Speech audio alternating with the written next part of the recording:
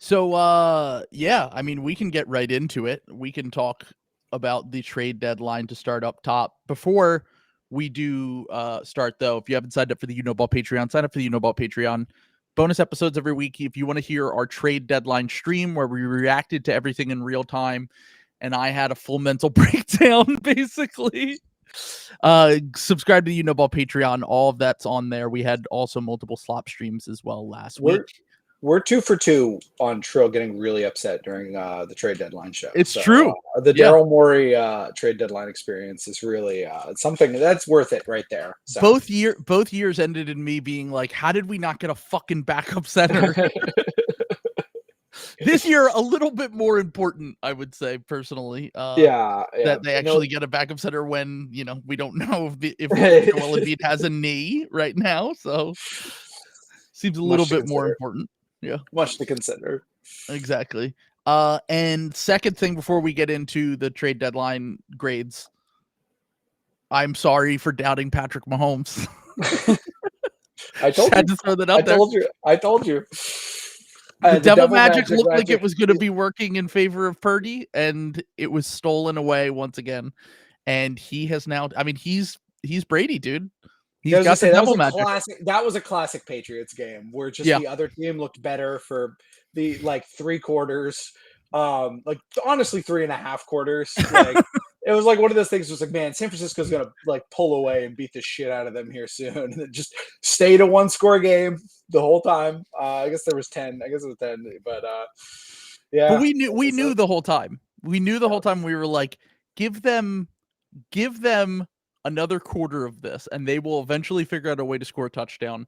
Yeah. And every single time that they couldn't score on the 49ers, I was like, they're just letting them hang. And then the overtime, no one knew the rules. It was hilarious. I honestly forgot about the new rules. So I was like, what are they talking about? And they were like, and then at the end I was so confused because there was 30 seconds left and they were acting like it wasn't a big deal at all. And I was like, is Andy Reid just going to let the clock run out on the Super Bowl? Yeah.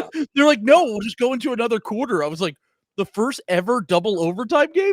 Well, and that was what was really funny was did you see that one of the NFL guys said, had tweeted oh, the script is in for the double overtime game. And I think that combined with the Joe Biden Dark Brandon laser eyes tweet that someone on his PR staff thought was good. That was definitely going to end in someone murdering a close family member or relative if those had gone together. So seriously, very very dark. One of the most evil Super Bowls I've ever seen. Oh yeah, definitely. Just in terms of how nasty it was until it became time for the Chiefs to win, at which point the Devil Magic. I've never seen a Super Bowl that was unwatchably bad into Devil Magic comeback. It got fun during the Devil Magic comeback, but if I were a 49ers fan, I would be. They really are. The 49ers really are the Celtics, man. They're the same team. Well, if you guys lose in the finals this year, the comps are getting unavoidable at this point. Yeah. This will be the third time in 11 years they've lost in the Super Bowl. They've lost in 6 NFC championship, or I'm sorry, they've made it to 6 or 7 NFC championship games during that run. No, and the Celtics are clearly better than the Heat every time they lose to them or whatever. I guess I'm trying to think. I guess the Warriors. I still feel like they were better than the Warriors. I know people don't agree with me on that, but that was a classic. It felt like I was watching the Celtics, where it's this team is way better and they're going to lose. Let's go. Oh well, we'll talk about the Warriors today because a former Warrior got traded and the Warriors didn't make any moves. And I have some. If you want to talk about Devil Magic championships, wait until you hear the section on Otto Porter Jr. You're gonna love that one. Okay. Yeah. Let's go. Can't wait to hear that. But let's start up top, grading these teams at the trade deadline. I have a list. I'll read off what each team got and what each team gave up. I'll probably forget some throughout because I just wrote this down based on my memory. But let's start with the Philadelphia 76ers because they were pretty active at the deadline. I have calmed down from my fit that I threw the other night, which Was not my proudest moment. I was very mad at Daryl Morey for trading away Patrick Beverley. And that was more of an emotional thing. Once I was able to get beyond that and kind of calm down and think about all the moves they made, the majority of this deadline actually did make sense to me when I thought about it. So they got Buddy Hield, Campaign, 2 more open roster spots, 2 second-round picks, and Kyle Lowry on a buyout, which was just announced the other night, which they used part of the MLE to sign him to that. They gave up Patrick Beverley, Jaden Springer, Furkan Korkmaz, Marcus Morris, Daniel House, who they salary dumped for tax savings, and 3 second-round picks. Marcus Morris is rumored to sign with the Wolves, by the way. I don't know if you saw that, but it's not what I'm hearing. I'm hearing he's bound for the LA Clippers. Oh, your sources? Our sources are telling me he's heading for LA. So it's Ball versus Pat Bev, Cena versus The Rock. Yeah, exactly. Yeah, or more like Hydrogen Bomb versus Coughing Baby. That actually would be really funny. He technically can sign with the Clippers. I don't think they have an open roster spot, but that would be really funny if he signed with the Clippers. So yeah, the ultimate coming in was Buddy and Lowry mainly, and then sending out Patrick Beverley, Jaden Springer, Furkan Korkmaz, Marcus Morris, and Daniel House. After I thought more about this, I've seen them play 2 games with Campaign and Buddy Hield now. Just early thoughts on Buddy Hield. Good offensive player. He's very good on offense. Puts up an insane amount of threes for a team that really, really needed that. The fact that they have been shooting like a team from the 1980s for about a month now, especially since Joel's been battling injury. Buddy's just kind of mindless shooting is something that's been really necessary for this team. And then Campaign early results. I thought he was terrible to start. He actually ended up having a great second half. But also, once again, he's a fine offensive player. Both of them have some real issues on the defensive end that I'm sure will come up if they continue to play for the Sixers. But I think Campaign will probably slide down the depth chart now that they've brought in Kyle Lowry. And although I'm heartbroken that Patrick Beverley hit his first 3 with the Milwaukee Bucks. Did you see Pat Bev in the huddle the other night? No, I didn't see that one. What was it? He grabbed Doc's clipboard and was like writing on there and like showing Brook Lopez like where to be on the court. And Brook Lopez kind of like blew him off. Like, what are you? And then Doc took his clip. I was like, he's already making an impact. They blow out the Hornets in his first game. That's so funny. Yeah, he's such a king. I will miss Patrick Beverley for the vibes greatly. I guess that was my problem. I didn't so much hate what the Sixers did to their own team. I just think it's so bizarre to send Patrick Beverley to a direct and primary rival in a way that addresses a way that addresses their biggest and most pressing need, you know? So they asked Daryl Morey about this at the press conference, and he basically said, when it comes to trading with rivals, if someone is a starter or like a high-end player, we try to avoid trading them to another team if possible, unless we're is this shade at Pat Bev? No, I was gonna say, is this shade at Pat Bev? Like, I don't think it's shade. I think it's more he is a 6th or 7th man at this point in his career. Yeah. He's not going to start for the Bucks. I mean, maybe in certain matchups where they don't think they can play Malik Beasley and Damian Lillard, he can play, but like that's a really small backcourt. Like they're both basically 6'1", and Pat can guard up a little bit, but also his defense. What I've been saying the last few days is that I found that I was surprised by how underrated his offense is. Like he's a good solid offensive player, I should say. You know, it comes and goes at his age just because he can't really bring it every night at 35 years old like he used to be able to. But the ability to kind of, create his own shot. He has a nice little floater game. He's a solid, good passer, a good corner 3-point shooter. He's like a solid offensive player, not a bad backup point guard at this point in his career.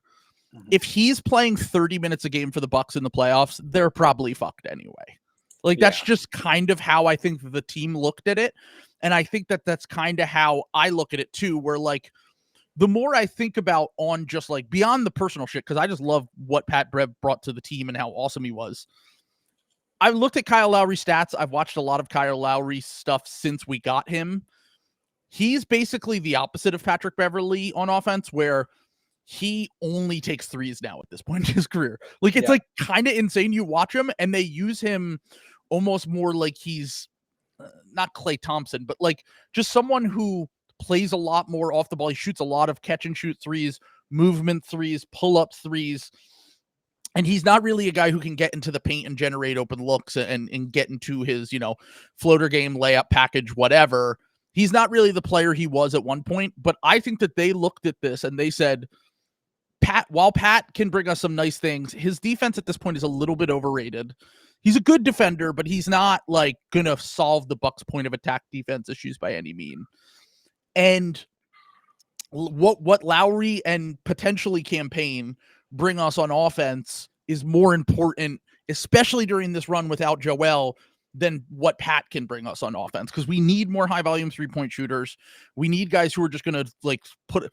At one point, we were the worst 3-point shooting team in the NBA for like 3 weeks, and we were only taking like 22 threes a game or something insane. So they really needed to up their volume. They needed to up their efficiency from 3. And I think they just looked at it like, we think Kyle Lowry is better than Patrick Beverley, and we'd rather go with that route. They knew they were getting Lowry on a buyout. They went to Pat Bev and they said, do you want an opportunity to go elsewhere? And the best offer was Campaign in a second. And Campaign will essentially be like the emergency guard in case someone gets hurt. So in that case, I was like, I'm fine with it. Yeah. I guess my issue, I guess it's so weird. I still don't really like understand what Morey's like long-term vision for the team is, because it's still the cap space plan. Yeah. You know what I'm saying? Which I kind of had in my mind, decided was bullshit. And so the fact that he is now doing it seems kind of insane. Like, I don't know who the target is. Well, do you think they would have done it if Joel got hurt, though? If Joel didn't get hurt, do you think they have the same exact deadline? Because I think that it's possible that they might overpay for someone if Joel is like 100% and they know that he's coming back. But this is my thing, though. It's like, because it's like a half measure, right? Like the deadline. Because like if the season is cooked because Joel got hurt, then the season is cooked. Why are you spending 3 seconds? I know it's 3 seconds, but why are you spending 3 seconds on Buddy Hield?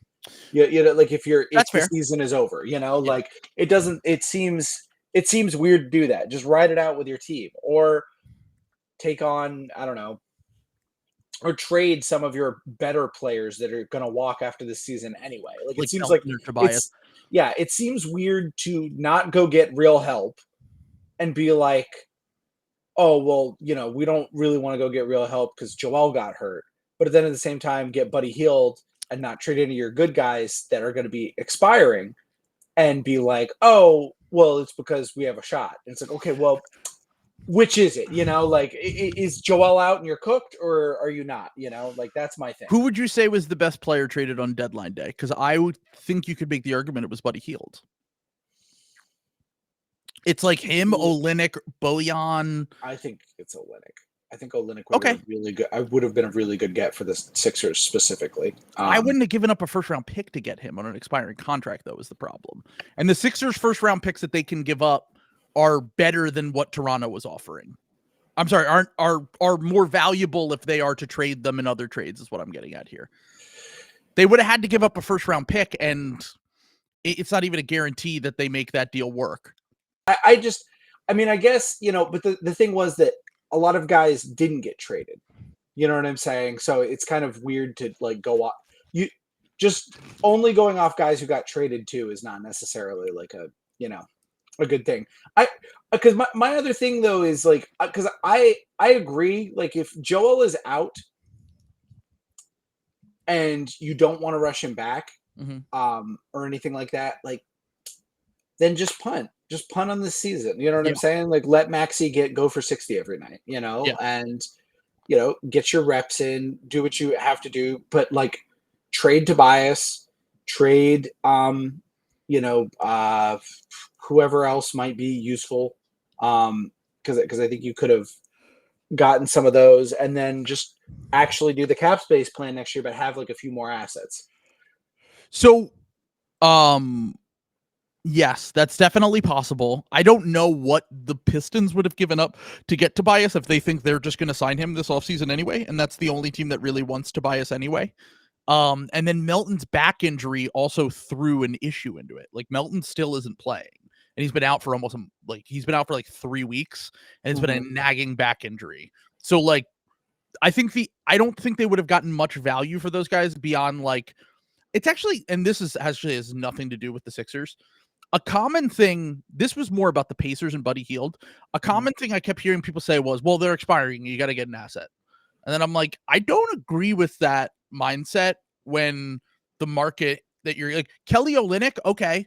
The Jazz got a first round pick. Now it's a late first. So you could spin it the other way and say, well, if you get a good second, then maybe it's close to being a first round pick, blah, blah, blah, whatever. But I kept hearing people say like, well, if someone's expiring, you got to get an asset. And I'm like, in this new market where guys are only going for like individual second round picks, 2 second round picks, do you really have to get something for a guy if they're expired? I don't know you do. You don't, but the thing is the Sixers are in a very specific situation where they have a definitive plan to use a lot of their cap space. Yeah, absolutely. Which, like, at that point, bird rights are not important anymore because you're going to need to renounce everybody to sign those guys. So that's the difference, I would say. Like, I keep having to explain to people. They're like, well, we'll just do a sign and trade with the Pistons with Tobias. And I'm like, there's no benefit for anyone to do that at all. Because the Sixers, if they let Tobias walk, they'll get cap space. That's the value in letting Tobias walk. Sign and trade only work for teams that like don't have cap space. Exactly. Like, you're giving up the asset in a sign and trade when you're sending it to a team with cap space. That's what the Celtics ended up doing for Gordon Hayward. Right. Because basically what you're doing is you're paying an asset to get a TPE, which I love. I know. I love that. But that's what I was trying to say. It's like there's no because in order to use your cap space, you have to get rid of the trade exception anyway. So it doesn't really matter in that case. But kind of where, just to get us a little bit back on track here, I think Buddy Hield will help the Sixers now and when Joel gets back. So that's your argument if you want to say, if you're going to go half measure, get a guy who can help you while Joel's out, and then also get someone who's probably going to be a really good fit with Joel on offense, because now the Sixers have 2 relocation shooters, which I don't know if you know this, but everyone loves to call every guy who can shoot a movement shooter now. When I'm like, to me, there's only like 10 movement shooters in the NBA. Yeah. And it's like Klay Thompson, Steph Curry, like the best shooters who can fly off of Duncan Robinson, guys who can fly off screens. Malik Monk, I think, is one. Max Strus. Guys who can fly off. I don't even know if I would consider either of those guys movement shooters, just because I'm talking about guys who can literally like come off a pin down and shoot on the move. Everyone calls Buddy Hield a movement shooter. He's a relocation shooter. Yeah. There's not like that's what Buddy brings to the table. He understands, and like I said, having watched 2 games so far, he understands where to be on the court. He's always moving off the ball. And with a backcourt of Maxey and Hield, you're going to have a ton of shooting threats on the court at all times that are constantly moving. It's going to be really hard to defend when Joel's on the court. Defensively, there'll probably be some issues that you'll have to figure out. But long story short here on this, I think they looked at this and they said, Kyle Lowry's better than Patrick Beverley. Buddy Hield's the best player we can get. My biggest issue with this trade deadline is the same thing that I said before. They needed to get a backup center. It didn't even need to be Kelly Olynyk or Andre Drummond or whoever. They needed to get someone who isn't Mo Bamba to keep them afloat while Joel is out. Because if you're going to do this half measure and get a guy like Buddy Hield, who is, a really good fit with Joel and also can play without him, then you need to get someone who is able to keep you afloat while Joel's out. The Sixers have an incredibly hard schedule over the next 3 weeks, And while 3 or 4, Joel's probably going to be out at least until then, if not longer. And you're looking at a situation where the Sixers could possibly fall into the play-in because they got too cute and didn't have a backup plan for when the Bulls decided not to sell at the deadline. So that's my biggest issue with this deadline still, where I come out of it and I say, if you're going to try to stay afloat while Joel's out, instead of going in the other direction and saying, we'll just punt on this whole season in general and readdress it in the offseason, go get a backup center, go get someone who can play real minutes that isn't Mo Bamba, and hopefully get someone who is a spot starter that is good enough to play minutes when Paul Reed isn't able to do that. So that was my biggest problem with their deadline still. I think that getting Buddy and Lowry was good. Campaign's a fine emergency guard, but he's not really someone that I'm looking forward. I don't think he's really in their plans at all. He's going to be a deep bench guy. He'll be like the 11th man or whatever. And then then they got the seconds back. The Pat Bev trade, I still didn't like that just because of the vibes, like you said, like and giving them a chance if Pat Bev can get some rejuvenation with the Bucks and can potentially help them solve a major issue that they've had. The other side of that, though, is that Doc Rivers is another 35-year-old that he might play 10 too many minutes in the playoffs. That's very Game of Thrones, Lord Varys, the spider style move. Let the little finger Maury in the trap with that one. Let them eat themselves. Like yes. it's going to turn into a situation where they know that Doc's going to play him too much. But the other argument would be, well, what's the alternative to that? Playing another player who's also not good on one side of the court. Yeah. It's who are like the vets there? I don't even know the guys they're playing right now. It's like, I mean, Andre. They don't even play Andre Jackson Jr. who's like the only guy I would really care about. It's like is Marjon Beauchamp gonna give you minutes? Yeah. That's the thing. Is like everyone who is losing their mind over these guys. I'm like, these guys aren't good yet, and like, could they give you a higher ceiling than random wash vet? Maybe, but also like the reason I was always mad at Doc is like it's February and you have 5 guys out and you're not playing Isaiah Joe. Like that's where I get mad at these older coaches that refuse to play the young guys. I'm not saying play these guys 30 minutes in an Eastern Conference Finals game, but I would like to see can I see it? Can I see it? I would like to see what it looks like in January and February when these games don't matter. And that long term might shift your ceiling if Andre Jackson Jr. plays in these games and he is, a capable guy that can stay on both sides of the court. Patrick Beverley, even this version of Patrick Beverley, is better than any of their young players. Yeah. And we'll give them an option if Malik Beasley is just getting absolutely destroyed in the Celtics series. Pat Bev might be able to hang on the court for a little bit longer. So we'll see. We'll see what happens there. I'm very jealous that Bucks fans get to enjoy the Patrick Beverley experience. And then the Jaden Springer trade. Look, I know Sixers fans love Jaden Springer. Sam, you'll get to learn about Jaden Springer. Incredible point of attack defender. This was me. This was also part of my cope because I saw people in the comments saying I'm coping, saying Buddy's better than Kelly Olynyk. They're similar level players to me. I don't think that they're starting on contenders. I think that Kelly's probably a better offensive player. I'm sorry, Kelly's probably a better player for what the Sixers need. Buddy's a really good fit. But this was my next level of cope with the Jaden Springer thing because it's just been driving me insane. Hearing people talk about Jaden Springer like we traded fucking like Gary Payton. You did, but continue. Yes. So I wrote a list. Here are the starting level guards who are better on defense than on offense. I went through every team in the NBA. There are 60 starting guard spots in the NBA. Here are the starting level guards. Alex Caruso and Jalen Suggs. 1-2. The best defenders, point of attack defenders in the NBA. I said I had close to the same on each end. Kentavious Caldwell-Pope, Drew, and Derek White. I would say I put Marcus in that conversation. So. I have him further down. I have clear defensive first guys, but have offensive utility. Melton, volume shooter, Marcus Smart, ball handler, playmaker. Yep. So that's 1, 2, 3, 4, 5, 6, 7 out of 60 guard spots in the NBA are better on defense than on offense.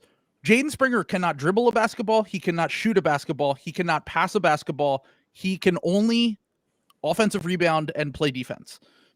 He's basically an energy big that's 6'3", which perfect. Long term, if you're willing to invest in him, maybe you figure out all you get him to do is maybe you turn him into guard PJ Tucker. And in 3 years from now, he can shoot corner threes, he can set screens, he can offensive rebound, and he can do little things, maybe make the extra pass that you could potentially see him turning into a rotation level guard. Right now, he's like one of the 5 worst offensive players in the NBA. And I actually am going insane that people are comparing this to Isaiah Joe. That was incredible in summer league, incredible in preseason, was good when he got regular run with the Sixers. And then I was pissed when we let him go for nothing. I'm glad that they learned from their mistakes last time and said, look, let's get off the contract now. I wouldn't have even picked up his option. I said that when they picked up his option, but they did. And then they said, you know what? We can get more cap space this summer. We'll trade him. The only reason that we're making a big deal of this is because he got traded to the Celtics. If he got traded to the Sacramento Kings, no one would care. Anyway, no. I'm done. But yes. Also, we like low key are not like super good at like developing like young players. Like we just are win trades. Like that's how we get all our good players. It's very rare that guys are like developed. It's like Jaylen Brown and Jason Tatum, and then. Do any contenders really even do that now? I mean, I don't know. The Celtics had way more of a case a year ago, but then they traded like they like gutted like Grant Williams, Smart, and Rob Williams all went out the door, and then it's like now it's like you're trying to convince yourself like Peyton Pritchard. Peyton Pritchard stinks. I need everyone to fucking Celtics fans. Oh well, they got a rotation player in Peyton Pritchard. It's no. His contract is bad, and he doesn't get paid anything. Do you like so? Let's Sam Hauser was a good one. That's been the best one of this run. He wasn't. I was gonna say he wasn't even like really drafted though, and that's kind of undrafted. Like, and that's more just like. And I mean, that's what good teams do is you spend all your assets getting like a good top like 4 to 5, and then you use your like 6, 7, 8 spots to just churn out trying all of these like weird undrafted guys. That's what the Heat have always done. That's how the Lakers were able to like find Caruso and some of these other guys that were like really important to their like team later on. So I feel like I don't think Jaden Springer, it's like a fine flyer for the Celtics. Like Jaden Springer has more upside than Delano Banton. So sure. But like, I think Celtics fans are getting a little, whatever on it, but it's fine. I'm much more excited for Jordan Walsh than I am for Jaden Springer. Like if Jaden Springer gets minutes over Jordan Walsh, I'm going to be pissed. So okay, so the way that I put it was, we talked about this when I went on the Celtics podcast last week, which was this because of these new CBA laws, the Celtics are probably going to have to acquire deadline salary in order just to have salary on the books moving forward that they can really do to make any moves. So getting Xavier Tillman and Jaden Springer, Xavier Tillman, who's like probably your third big that plays in case of emergency and is better than Luke Cornett and Neemias Queta or whatever. Yeah. Or at least has like different utility than Luke Cornett. I think he and Luke Cornett are like pretty similar players, but like the thing is like Luke Cornett is like identical to like, he's like very bad Porzingis. You know what I'm saying? So like, Tillman gives you a different, he's a dog. Look. He's a defensive dog. Yeah, exactly. Yeah. And so that's the thing there. And the fact that you got him with his bird rights and you can pay him like, I don't know, $7 million a year after the year or whatever to be, if you like him and you think he's like a solid backup big when Horford ages out or whatever. And the fact that you got Springer, who's making like 4.4 million, you at least have 2 salaries. Now, the problem is with these new apron rules, you can't even aggregate salary. Yeah. But you at least have salary on the books that has more upside than getting a random veteran who wasn't going to play for you anyway. So Springer could come in and maybe in a few years, he's a rotation guard on your team. And maybe if he turns out to not be, a year from now, you're trading him before you have to pay him. Yeah. And you can trade him for whatever vet in a trade that makes $5 or $6 million or whatever. Yeah. So that's the way to look at it more so than it's the optionality of that. And everyone was getting mad at Morey because he said in the press conference, what he said was, we still like Jaden Springer long-term, but we want to get more rotation players in. The reality of this was a salary dump. This is what they're opening up $4.5 million more in cap space this summer. And they are trying to use that cap space this summer, whether it's to get players traded into it or it is to use that cap space to sign someone. That's what they were doing, and they got a pick instead of having to attach a pick like they did to Daniel House to duck the tax. So that's kind of the way that I look at it, is that was the reality. But Morey, of course, lies in his press conference. Oh, we love Jaden Springer. and everyone gets mad because he said we could use that second round pick to either draft someone or get a veteran in-house, using that in a trade like we just did at this deadline for trading multiple seconds for Buddy Hield, and we thought that was more valuable to us. Everyone got mad at him because everyone took it as saying the 40th pick in the draft, which is where that pick is now, is going to be better than Jaden Springer. And it's like, no, he's saying to get second round picks so you can have another chance at getting a veteran or use your cap space. Like, the whole fucking conversation drove me insane. Jaden Springer stinks. I don't ever want to hear about this dude again.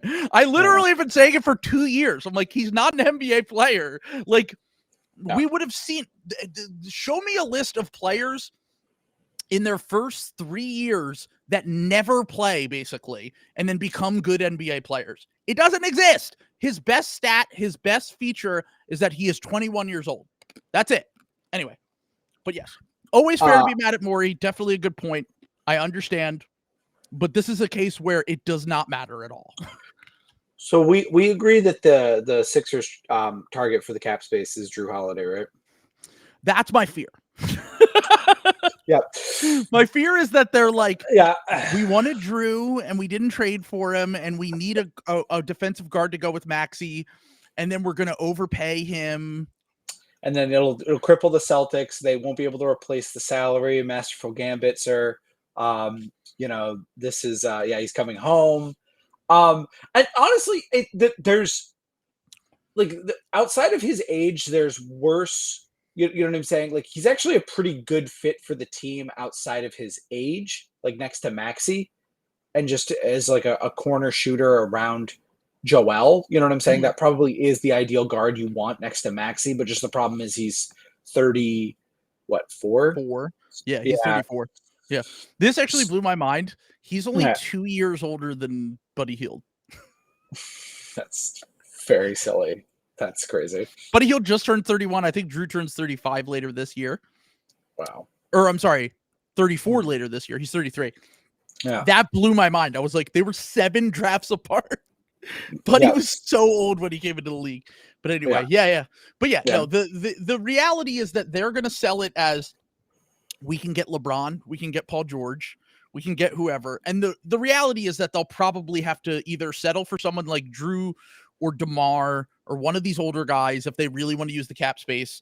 And then they'll probably, if they choose not to go that route, they'll have to fall back on getting players traded into the cap space, which I don't think is completely out of this world, that teams could get cheap with this new CBA. Oh, absolutely. No. And You'll just definitely... be like, yeah, the Warriors are just like, here, take Andrew Wiggins. And then I'm like, oh, okay. Those kind of, you're not going to, I don't think you're going to get stars or superstars traded into cap space, but I do think that there is potential for you to be like, take 2 draft picks and we'll just take Jeremy Grant's contract off your hands kind of trades. Mavs 101, is that true that Darvin Ham is getting owned? The Clutch Mafia is finally... No, I think he's just trolling. Okay. I mean, I haven't seen anything about it, so yeah. If that's true, very funny. Yes, very, very funny. But my overall grade last thing on the Sixers before we move on to the next team. This is my big problem with Morey. If the Sixers had just kept Isaiah Joe, they would have never had to trade for Buddy Hield. That's what I'll leave it at. If you didn't just let Isaiah Joe walk for nothing, you don't have to trade for Buddy Hield, and you don't have to get into this situation where you need to find that shooter that fits well with Embiid. He was already on the team. He was younger. You could have signed him to a nice contract, and instead, you're probably going to have to pay Buddy Hield twice as much as Isaiah Joe will make on his next contract, and he's 8 years older, 9 years older. Like, that's my big issue, is that you're filling a hole in the roster that you built because you were just impatient. Yep. So that's my biggest issue with this. But I still, for the overall deadline, I gave them a B- because I think that they got the best player in Buddy Hield. I think Kyle Lowry and Patrick Beverley are going to be about the same, and I don't really think that Jaden Springer has the potential people think he has. And then they netted out 1 second-round pick lost at this deadline on the aggregate. So, like, I think it was a solid deadline. They basically lost 1 rotation player and they got 2. But the backup center thing and the fact that you're creating these issues by being impatient and not waiting for guys like Isaiah Joe to develop and then having to trade for Buddy Hield is my biggest issue here. We'll see what they do with the cap space in the summer. I hope they have big plans for it, because otherwise I'll have to revise this and give it a lower grade if they end up not really doing much and just bringing back most of the team next year. But I hope that there's some more ideas once they have this cap space and it's not just kicking the can down the road to save money. Once I realized it was the cap space plan was real, and I went back to it and I looked at it, the conclusion I came to is that it's true. Just because of the fit, you harm a rival, and there's obvious. There's obviously like the Al Horford rhyme, to this, but I don't think you're going to need to give Drew like a 5-year deal. I think you can max him for like 3 years or something like that with and I don't even think Drew is going to hang in there that long. You know what I'm saying? Like, Drew could also just retire after this year. I hope they don't sign Drew. Like, Drew's a good player, but like, I can't watch that guy every night. Like, I've watched enough games of Celtics and Bucks where he just I know he would drive me insane at this point in his career, even though he's a great 4th or 5th guy to have and brings a lot to the table defensively and makes all of his open corner threes, like you said. But like, I don't know. I just feel like on this team, like we need more than 33-year-old Drew Holiday. The Drew thing again. I'm insane about the Marcus Smart thing, so I'm just seeing ghosts out there. But you really. Every other Celtics fan, I feel like I'm getting gaslit by everyone where it's like, Drew's pretty good. Like, he doesn't, and I feel like every time I watch him just go absolute diarrhea mode, and I can just see it happening in the playoffs. Like, I don't know. We'll see. I mean, the thing that the Celtics still have is that it's really hard to help off anyone when you have 40% 3-point shooters. I mean, the worst shooter in your starting lineup off the catch is probably Jaylen Brown. So you also don't need to help off of the Celtics in games 1, 2, and 3 because Jason Tatum is going to shit the bed. It's not until games 4, 5, 6, 7 he's going to show up. So we'll see. But anyway, I don't want to talk about the Celtics. Yeah.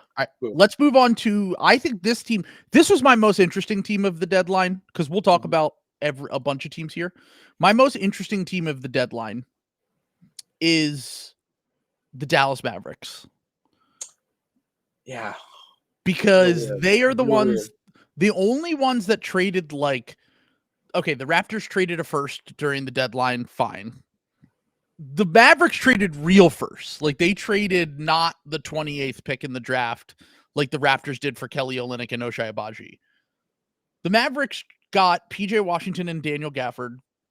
They sent out Grant Williams, Seth Curry, Rashawn Holmes, a top 2 protected 2027 first. And if someone in the comments could let me know, I didn't look this up. What was the 2028 swap with OKC protected? Do we know if that was top 3 protected or what it was? Because those 2 parts of it is what scares me the most for the Mavs moving forward. They now don't have their picks in 27, 28, and 29. That's good. That's fine. The future is rock solid. There's no way that could backfire. It looks like it's an unprotected swap, someone is saying in the comments.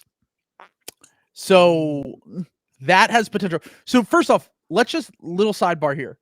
The Presti scheme continuing here with the pick swaps. Oh my God. He's just been giving out these shitty first round picks. The first that they traded in this, someone said this the other day. I can't remember who it was. I think it was one of the Rebel Rock guys that was like, if a pick is like, this is the third best pick of 4 different teams, you should just take away that first round pick. He's like, right. This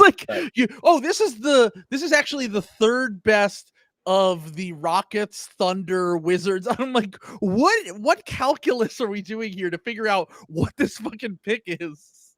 It's absolutely insane. But yeah, Presti keeps doing this thing where he'll get in last second, and he did it in the Harden trade, where in the Harden trade he gave up a shitty first in the future that's like a lesser of 3 picks, and he got an unprotected swap from the Clippers in that draft. And in this trade, OKC once again has gotten another swap in, and they're giving up a shitty pick in a few draft. I think it's in this upcoming draft, in the 2024 draft, which they really have no use for anyway. They already have 2 lottery picks in this draft as it is.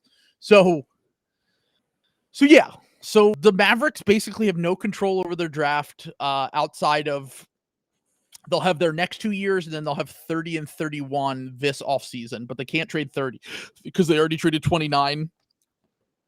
So what did you think of PJ Washington and Daniel Gafford being who they got to give up this top 2 protected first they sent to Charlotte with Grant Williams and Seth Curry, and then the 2028 swap? Yeah. So let's divide them out. I think the Daniel Gafford side of things was fine. Like, they could have just done that, and that was okay. Sure, like nothing super wrong with that. I think that was Rashawn Holmes, and what was that, like a second or something like that? No, that was the swap. Oh, that was the swap. Okay. So they sent a swap. Okay, here, let me explain it was confusing to me too. Yeah. They sent a swap, an unprotected swap in 2028 to the Oklahoma City Thunder. The Oklahoma City Thunder sent a first round pick in this draft to the Wizards, who sent Daniel Gafford to take on the Rashawn Holmes contract, which goes into next year, to send Daniel Gafford to the Mavericks. It's a nice bit of work by the Wizards. I know the Thunder pick is going to be low, but like it's like a late first in this draft. Yeah. Yeah. Getting a first for Daniel Gafford should go for seconds. Like getting a first, like the players who went for firsts this deadline were Kelly Olynyk, and the other guys like that are like starter level guys. Yeah, PJ Washington and Daniel Gafford, I think. And then if you want to go earlier, Siakam and Terry Rozier. Right. Like, and I get that, like, and it's not, you're not even taking on bad money. Rashawn Holmes is expiring. You know what I'm saying? Like, so, yeah. So anyway, that is, I mean, I guess like, trading a swap is, it's bad when the Thunder are projected to be like good forever. Exactly. Yeah, but like, I don't know. Like, I guess, yeah. Now that I'm thinking about that, there's a chance that the Mavericks are good in a few years and it doesn't matter. Yeah, there's a chance. Yeah. There's a chance, but also there's a chance that this pick that you sent out that is after Luka Doncic's current contract expires is Jason Tatum. He was a swap pick like that there's a chance. Now do those things happen? No, it's normally more like what we saw on draft night, which also turned out very bad for the Clippers, where the Clippers had the swap the 30th pick and the 19th pick in order to get Eric Gordon, and then that pick, the 19th pick, turned out to be Cam Whitmore for the Rockets. That's not good. Yeah, that's pretty not great either. Tough. That's pretty tough. But like, it's usually moving up 10 spots in the draft, which you can live with if you have. So this is what I've been trying to kind of diagnose with the Mavs deadline is, did they make their team good enough to be contenders this year? No. And if they didn't, did they do enough to keep Luka happy to get to the point where they can make the team into contenders in the next year or two?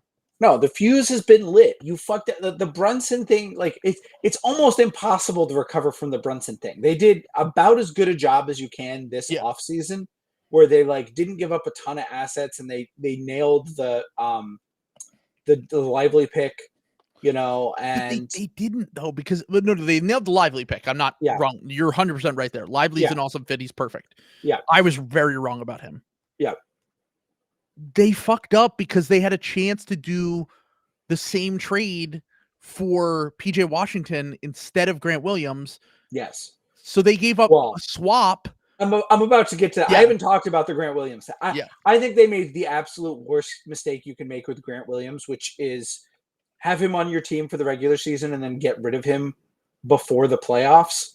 Like that is the absolute most damaging thing you could do, because Grant Williams is a bad regular season player. Like generally, like he is a rotation level player that they were playing as a starter. A lot of his utility is in the playoffs when things get small. Corner 3-point shooting becomes very important, and you need someone who can like be physical and just be annoying. Like look it up. Grant Williams is like very loudly annoying, and he does stuff like get stepped on in the head by Joel Embiid, and I'm gonna make them both, and everyone's like, oh, he sucks. He's not good. He's not good in the regular season. He's been a very good playoff player. He was on the floor for multiple game sevens and very important in multiple of them, which is very rare. I'm just now hearing this for the first time. Yeah. I love that Kevin's like, he's a bad player. He's a bad player. Trash. He's good. But anyway, Grant's a fine player. I think Grant is a valuable player. I think the Celtics are going to miss him. I also don't think the Celtics made like a huge mistake in like letting him walk, because the amount of money that Mavericks paid him in the sign and trade that's a lot of money, and they gave up an asset to do that, and then they gave up another asset to get out of that. A 2020. Okay, so that was a 2026 swap, I think it was. Mm-hmm. I can't even keep up how many swaps they've given up. It was a 2030 swap to get Grant Williams to get off the Reggie Bullock contract. Yeah, the Celtics should have just taken Reggie Bullock, by the way.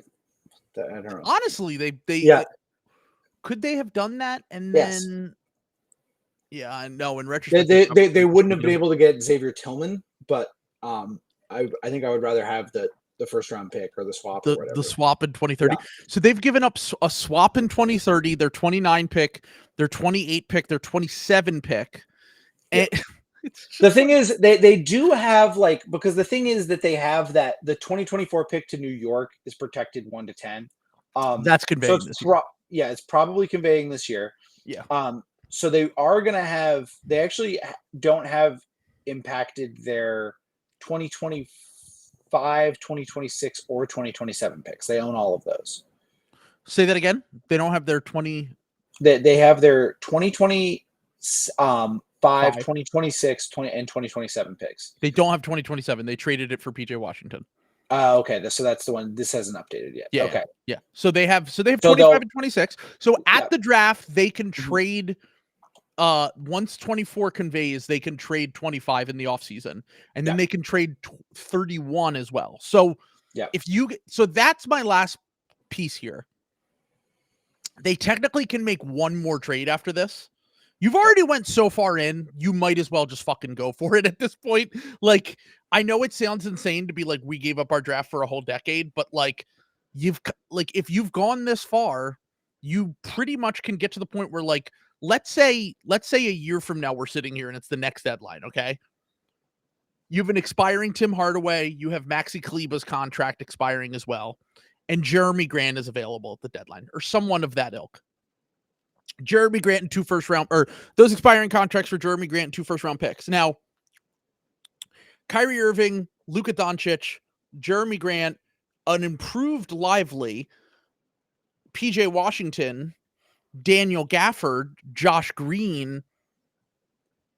I'm starting to see the makings of a contender, at least. I don't think they're contenders this year, but you could talk me into them nailing one more pick or one more trade after this season, and them becoming contenders a year from now. But I thought they looked. I watched their game against OKC the other day. They looked amazing. Like that spoke more to me about OKC's issues than it did about the Mavericks and how they did in this trade, because that's the team I want to talk about. It's the Thunder. Yeah, we will. Yeah. But you can see the Gafford fit is going to be incredible. We all knew the Gafford fit was going to be great.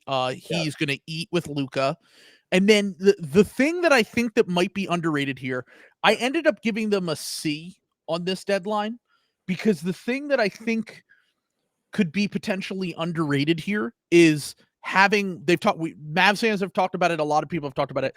Having 48 minutes of good center play with Luka, lob threats that can defend, is going to be objectively good with Luka, because the thing that really makes their offense hard to stop is when they have a legit lob threat that can defend on the court at all times. They've never had good center play until this year, and it's changed the way that they play. And ever since Kyrie got healthy, which, look, you got to depend on Kyrie's health, but ever since Kyrie got healthy, the offenses look great. The ball movement's been incredible.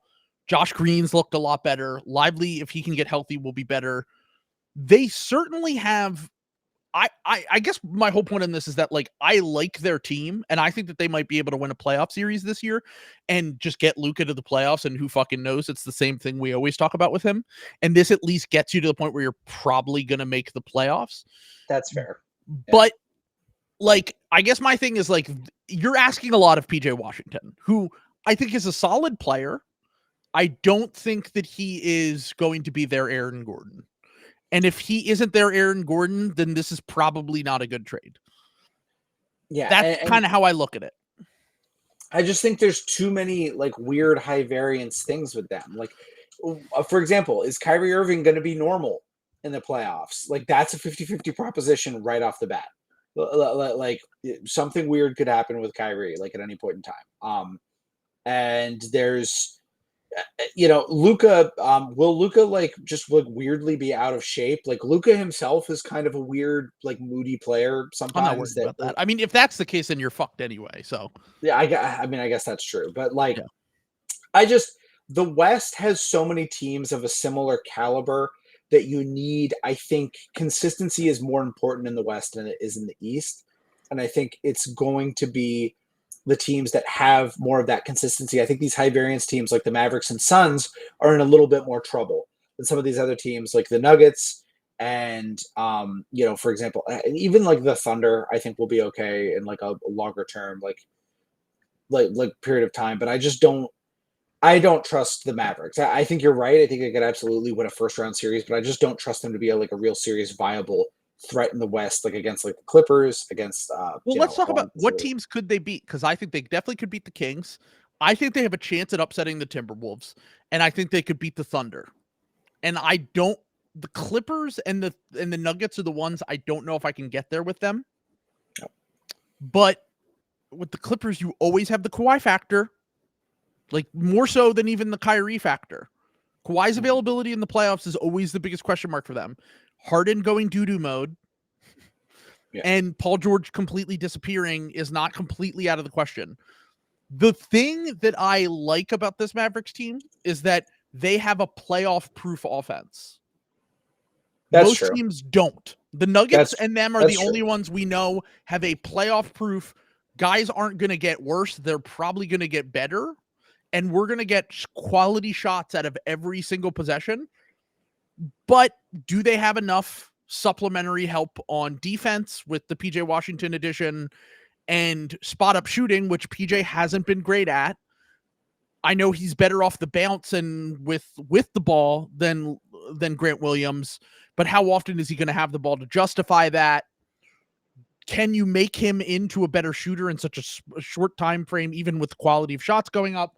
I don't know. I think it's going to be a longer kind of trade here. Like, I don't think it makes them contenders right now. I think you need to nail another trade in the offseason to really put them in the contender status. And I think for now, it might help them win a playoff series this year, which that's why I'm a little bit lower on it than I think the majority of Mavs fans would want me to be. And I think that it's a okay trade to keep Luka happy, but you're now getting to the point where you're just making panic moves to keep Luka happy, and that's the only way to keep a star happy is to have sustained success. That's the only way. And the majority of teams that do that are by either nailing the draft or making smart trades. And this doesn't feel like that to me. Yeah. So, yeah. And I also, I think that just with these teams, like, I think the Mavericks can absolutely make a deep run. When we're talking about percentages and you're asking me to bet on what's a most likely outcome, I just think there's too much like weird stuff up in the air with the Mavericks. Like the defense, they're not going to be able to get stops at all.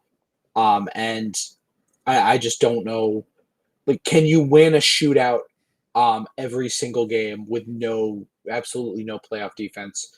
With just like somebody's going to be able to like just pick at your heel. Like Lively's been great. I think Lively is going to really fucking struggle in the playoffs. And like I like Gafford okay too, but like I just think that they don't really have anything to do in like small lineups here. Like, are you trying to get PJ Washington as like a small ball 5 for you? Is that the plan? Because that's going to be rough, I feel like. Well, the thing that if you're championing this trade because they got 2 good centers, then PJ Washington at small ball 5 doesn't matter. Right. Because he's not going to ever play small ball 5 anyway. Even if that doesn't work defensively and it works offensively, it doesn't matter. But my whole thing here is which team can get better quality shots than a Luka Doncic-led team with good offensive players around him that fit well? Yeah, it's low. It's low. I think it's Jokic. just Denver. Yeah, I was gonna say it's the Nuggets. Yeah, it's just the Nuggets because of Jokic, and and I get that. That's fine, but the defense is another huge side of that equation. It makes me think a lot about like, okay, the defense is going to be tough with the Bucks, but they're going to have this Giannis Dame pick and roll. It's going to be awesome, that's true to a certain extent, but there is a point where your defense is too bad. And I worry about that with the Mavericks. So, yeah, I mean, it's kind of how I feel about like, sometimes I watch the Sixers and I go, man, we depend way too much on Kelly Oubre. Like I watch the Mavericks and I go, they have so much built into Derek Jones Jr. being playable in the playoffs. It's tough. It is tough when you get into these late game situations and you want to be able to keep defensive guys on the court and offensively. Basically what this comes down to is the centers and PJ Washington need to be extremely good defensively in order for them to be able to get stops at the end of these games. And we'll see if that is the case. But I think I'm going to be sitting here in 2 months and saying, I like their chances to upset someone in the first round. I'll say that much. Okay. So we can talk about the Thunder next. If you want to talk about the Thunder next, I gave the Mavericks a C here. I don't love it. But I also understand why they did it a little bit because you got to keep Luka happy. Even if I don't agree with the big picture here. So let's talk about the Thunder, who, by the way, got killed in the first game that they played after the trade deadline against the Mavericks, and they were killed mostly inside by Daniel Gafford in that game. Which, what did we say leading up to the playoffs? I'm sorry, leading up to the trade deadline.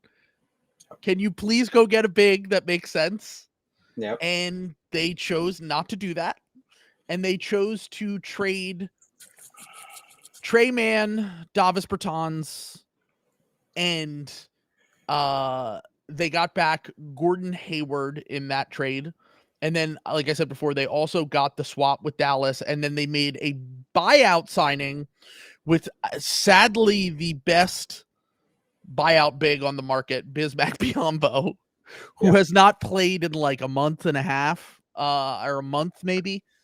Last played with Memphis Grizzlies, was very good defensively. Offensively is not really a player at all. And they ended up sending out Vasilij Micic in that trade as well. So what did you think of the Thunder's deadline? Just getting Gordon Hayward, basically, and then Bismack Biyombo. I said this on the stream. I think it was a cowardly move. If I were a Thunder fan, I would be absolutely fucking furious.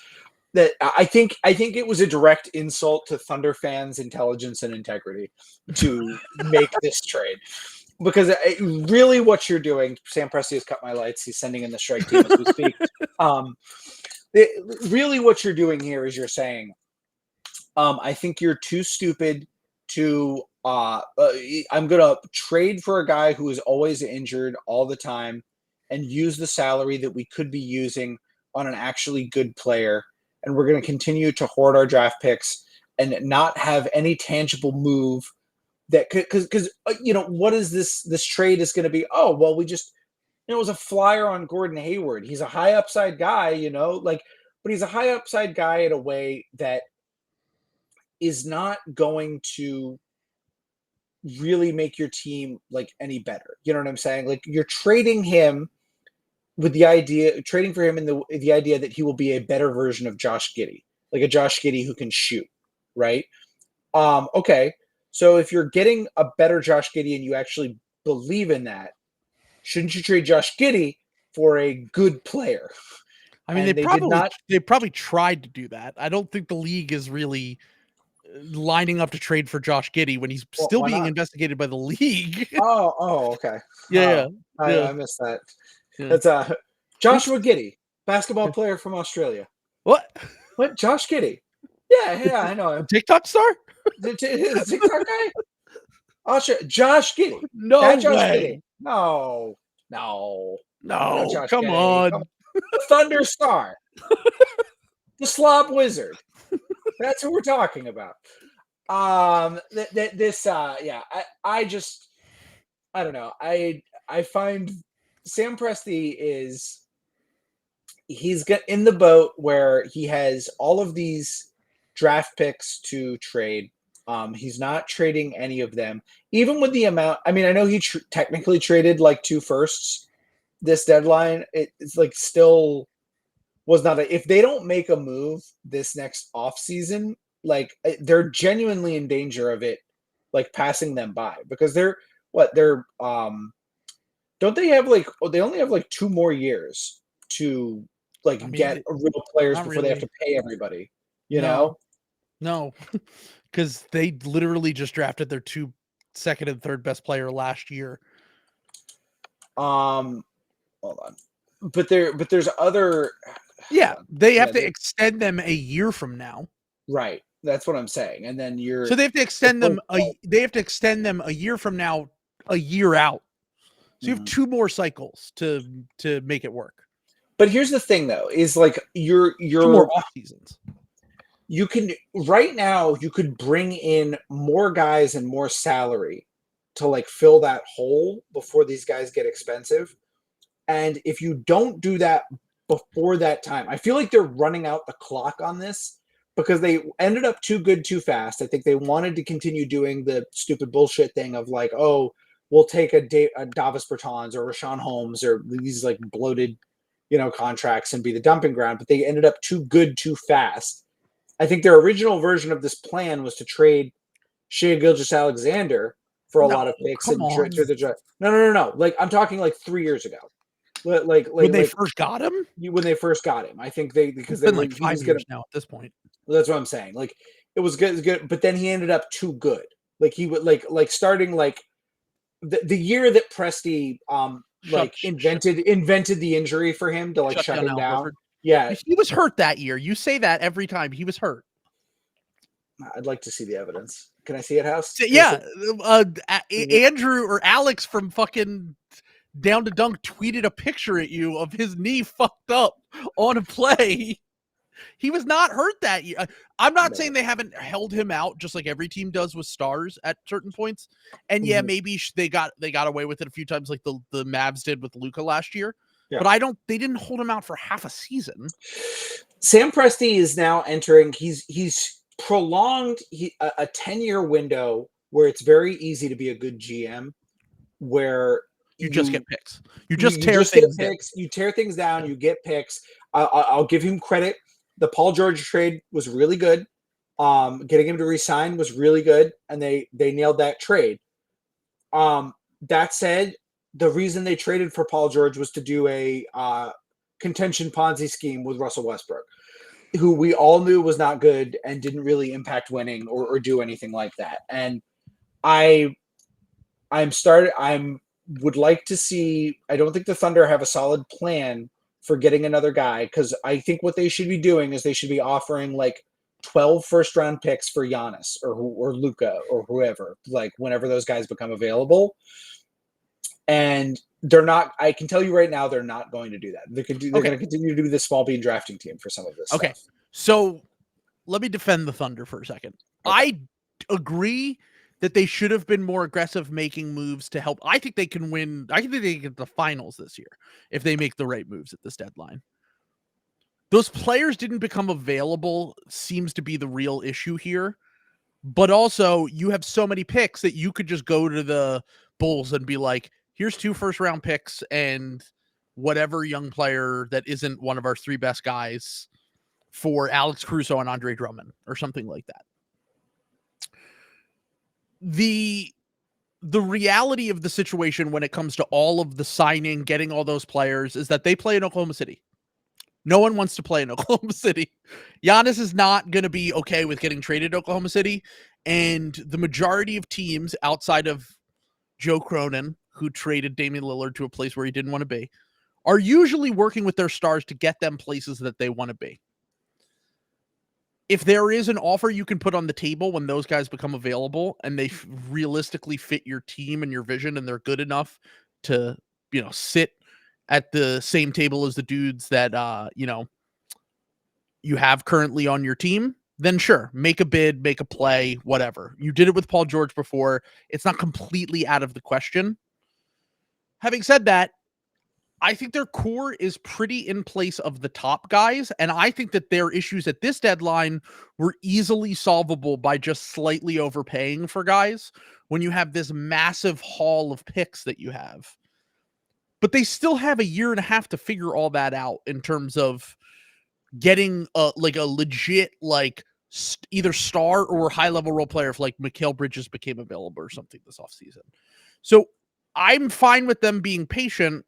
I'm not fine with them not being more aggressive on the role player moves that I think they should have made now, because they could realistically get to the finals and maybe, if you get lucky, win the finals this season. But they don't want that. They don't want to be in the finals, because then shit gets real. Then it's for real. But my argument is that enough. They should have done that, because Shai Gilgeous-Alexander is not 22 years old. He's 25. He's in the middle of his prime, and you don't know how long he'll sign the Supermax there. Absolutely. No one's going to turn down the Supermax. But then a year after you sign the Supermax, which is, I believe, next summer, then he could start to look around and say, you haven't built a good enough team around me. I think this team is going to be really good in 2 to 3 years. I think they have the ability to get even better in the next 2 to 3 years. And I'm fine with them being patient and not, rushing. But my biggest problem is they have an obvious need and they didn't even try to address it, which is that they're going to get destroyed if they played the Lakers in the first round even. They would lose that series, which they should not lose that series. They're a better team than the Lakers. But because they have this one massive flaw that they refuse to address, they're going to run into that issue in the playoffs. But this is the thing. When they do lose that series, the thing is, well, they were way ahead of schedule. You got to take your lumps. This is what happens with young teams. You win 2 series, and then all of a sudden, you're the Thunder. You're right back where the Thunder were 12 years ago, where it gets a little too real, a little too quickly, and all of a sudden Sam Presti has to trade for Enes Kanter as his big deadline move to bring things in and triple down on rebounding. It's trading Serge Ibaka for Victor Oladipo, and doing all of this shit. Victor Oladipo wasn't even good for the Thunder, by the way. So remember that. They traded him for Paul George. What are you talking about? They traded him for Paul George, but everyone fucking hated that trade. Everyone hated that trade. Okay. That's Presti. My thing is that I think Presti is a good GM that has made good moves, and you're he's a good GM. He's a coward GM though. He plays for he doesn't do the taking the team to the next level step shit. He's really good at moves, and the thing is he's got this really awesome team, and then he's scared of the team being too good. Okay, hold on. Hold on. The thing that I think that frustrates you is that Presti gets all this credit for building a team, and then not like you said, taking it up the next level to contention. I guess my thing here is like one of the reasons why I would have pushed in the chips more so this year, not like pushing the chips to like trade for a star, but like push in more chips just to get like good role players that I know can stay on the court more than Josh Giddey can in a playoff series. Like get an Alex Caruso or an Andre Drummond. Maybe the Bulls wouldn't have ever traded them. Who knows? But like why I think they should have done that is because it's not going to get easier to win in the West. Because you have Jokic, Luka, you have Wembus right around the corner. Yeah. Wembus, like if the Spurs get serious and stop fucking around this offseason and trade some of those picks that they got and use some of their cap space, all of a sudden the Spurs are a dangerous team with an absolute freak of nature as their best player. And then it becomes harder to win the West next year, which is what you're trying to get at and say. And I agree with. Yeah, I still think that the majority of Presti's like vision and idea has worked out about as good as it can, though. Yeah, it has. But the thing is, I guess what frustrates me about Sam Presti, and look, I got to out myself here. I did not like the Derek White trade because I was really nervous about the downside of it with Jason Tatum and Jaylen Brown still being up in the air. The Celtics got bailed the fuck out by the Boston media mafia that let them supermax Jaylen Brown and stop him from walking away. And by extension, the Porzingis trade. Things were looking really bad when that trade was made. Brad Stevens, Chad that he is, went for it and like just threw it out there and got it. So that's great. I don't think the Thunder are going to be making trades like that Derek White trade. I don't think they're going to give up 1 or 2 first-round picks for these rotation 6-man guys that you need to kind of glue guy, bring your team together. Because I think Sam Presti believes in his head, because he's done it 40 times, that, I can get, I found J-Dub. Yeah. I found Isaiah Joe on the scrap heap. Yeah, I drafted Lou Dort in the second round. I did all of this stuff that is like undrafted, by the way. Yeah, undrafted, whatever he ended up being. Like I have these ways to like replace these guys, but the thing is, they have so many picks now. They're literally just they're gonna be cutting guys like a year after drafting them. Like that's just going to happen. You can't be in contention at the same time with the amount of draft picks that they have without just ending guys' NBA careers. Like this is something that's going to happen. And I don't think that they're going to make the trades that they need to make, which is what you're saying. And I think that this trade deadline is an example of that. This would have been a perfect trade deadline to get a 6-man, to get a 7th man, to get a Kelly Olynyk would have been very fucking helpful for them. Very helpful for them. There were other guys available. Honestly, Buddy Hield wouldn't have been that bad of a fit for them, and it was a pretty low risk move with the Bertans contract. All of these things where you can, give up a little bit of your versatility, that is not their plan. And I'm left with no other thing than to come to the conclusion that they're scared of this timeline and things being too far ahead and having a mandate to win. Like I really do think that the Thunder front office is so used to playing from a position of non-strength, which it's admirable because, it's very hard to build a team when you do a fucking prayer before the game. Like getting guys to come to that place is hard, but I think it's gone way too far the other way. They've become the new small bean drafting team, and I think they're going to make the same fucking mistake the Grizzlies made, but just with more picks. It's all fun and games when they're cutting Poku, but they're going to be cutting real fucking guys in 2 years, and everyone's going to be like, wait, what the fuck? That guy's a rotation player. Well, eventually they'll have to do a consolidation trade. And that's what the Grizzlies waited too long on, and that's what the Grizzlies got too cute. They had to salary dump. By the way, I don't know if you knew this, but Will pointed this out. Do you remember when Melton was traded? They traded Melton on draft night. And they traded him for the pick that became David Roddy. And and all the justification was, well, they'll get a guy on a cheaper contract, so they don't have to extend Melton. And then Roddy turned out to not be an NBA player, really. Yeah. And to my also, shame, by the way, like Roddy. I wanted Roddy. So did I. But yeah. But they traded Roddy before Melton's contract even ended on the Sixers. Yeah. So cool. You got out of paying him for a guy who you had to salary dump, basically. You got a second round pick for, and now he's on the Suns. Like, I don't know. But long story short here, I still think the Thunder have time. I like the Gordon Hayward move for them. I know that Gordon Hayward is not been readily available, and that will always be an issue with him. I am assuming that they understand that there's always an injury risk with him. If there's an off chance he can stay healthy, I think he's going to fit great with what they do. I think that he's good doo-doo mode insurance for Josh Giddey when Josh Giddey turns out to not be playable in the playoffs. And I like the rest of their rotation enough. All they needed to do was get one more rotation big, and I would have been that can actually stay on the floor, and even someone that might have fit a little bit of their identity like a Kelly Olynyk.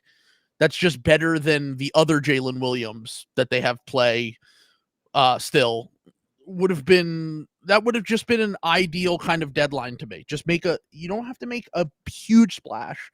Make a move that makes sense for your team, address a major issue we all know is going to be an issue going into the playoffs, and give yourself a chance this year. I don't really know if they did that. And I don't know. I like Gordon Hayward for them a lot, and I think that he's going to be a good fit with what they want to do. So if he can stay healthy, at least there's that factor of it, and Gordon Hayward gets to go back to the middle of the country where he belongs.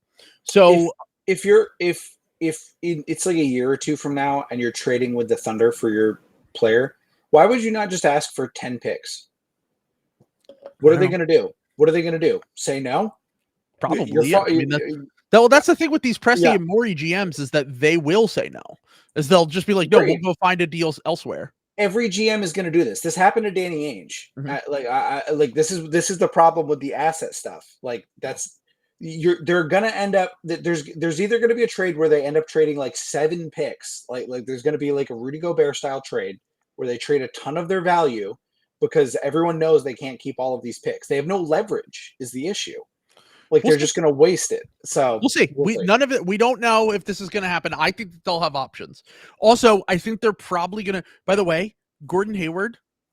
Do you know how much money Gordon Hayward's going to end up making in his career? Because you know what's going to happen now is they're going to sign Gordon Hayward to like a 2-year, $40 million contract with a second-year team option on it. They really are, aren't they?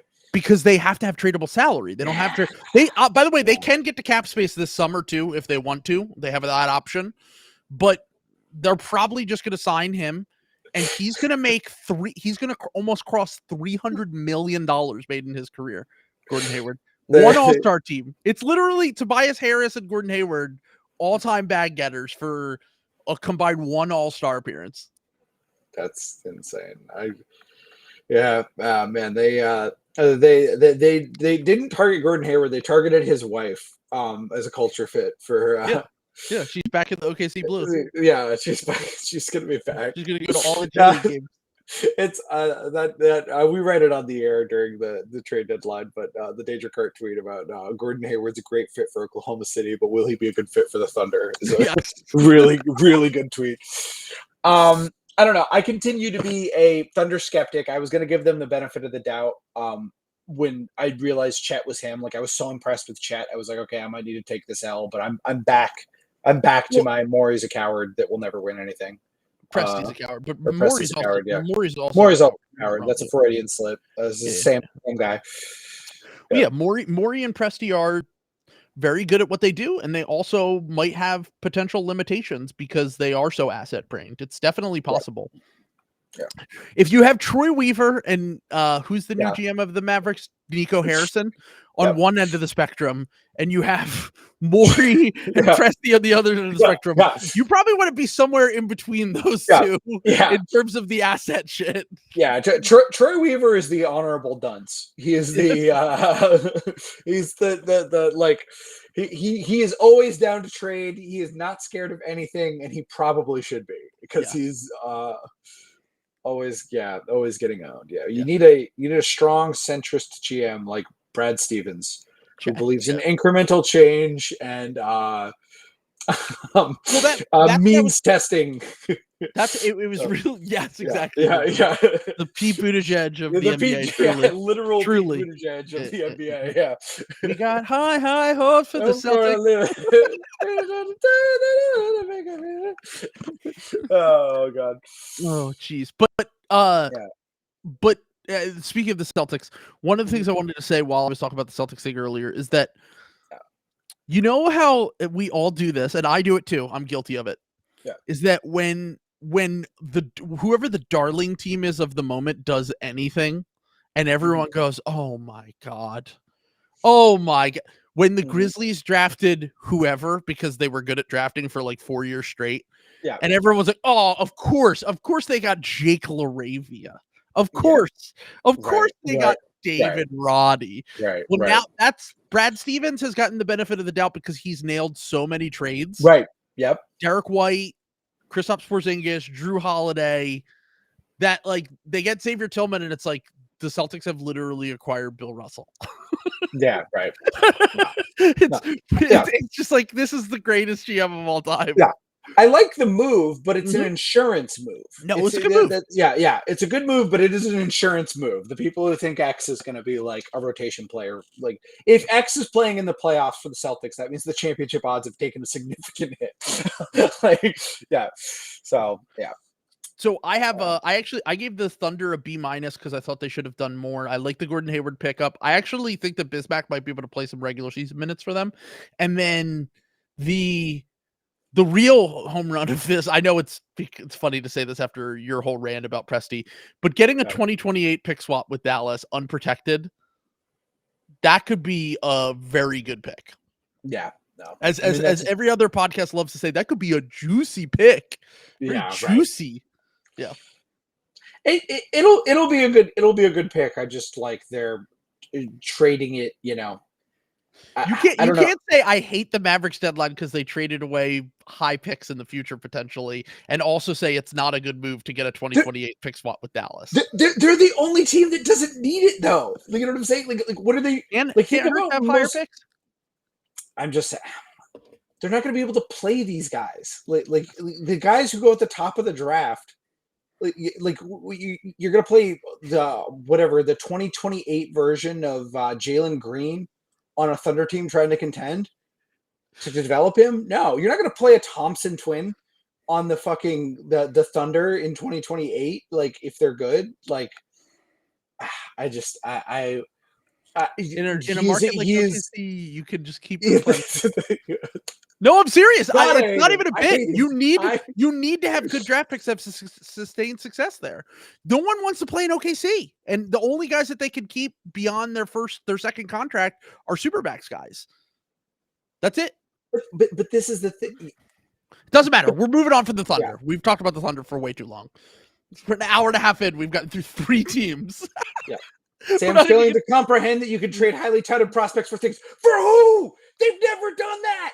They will never do that. They're not going to do that. Well, they actually did that one time, and it was for Paul George.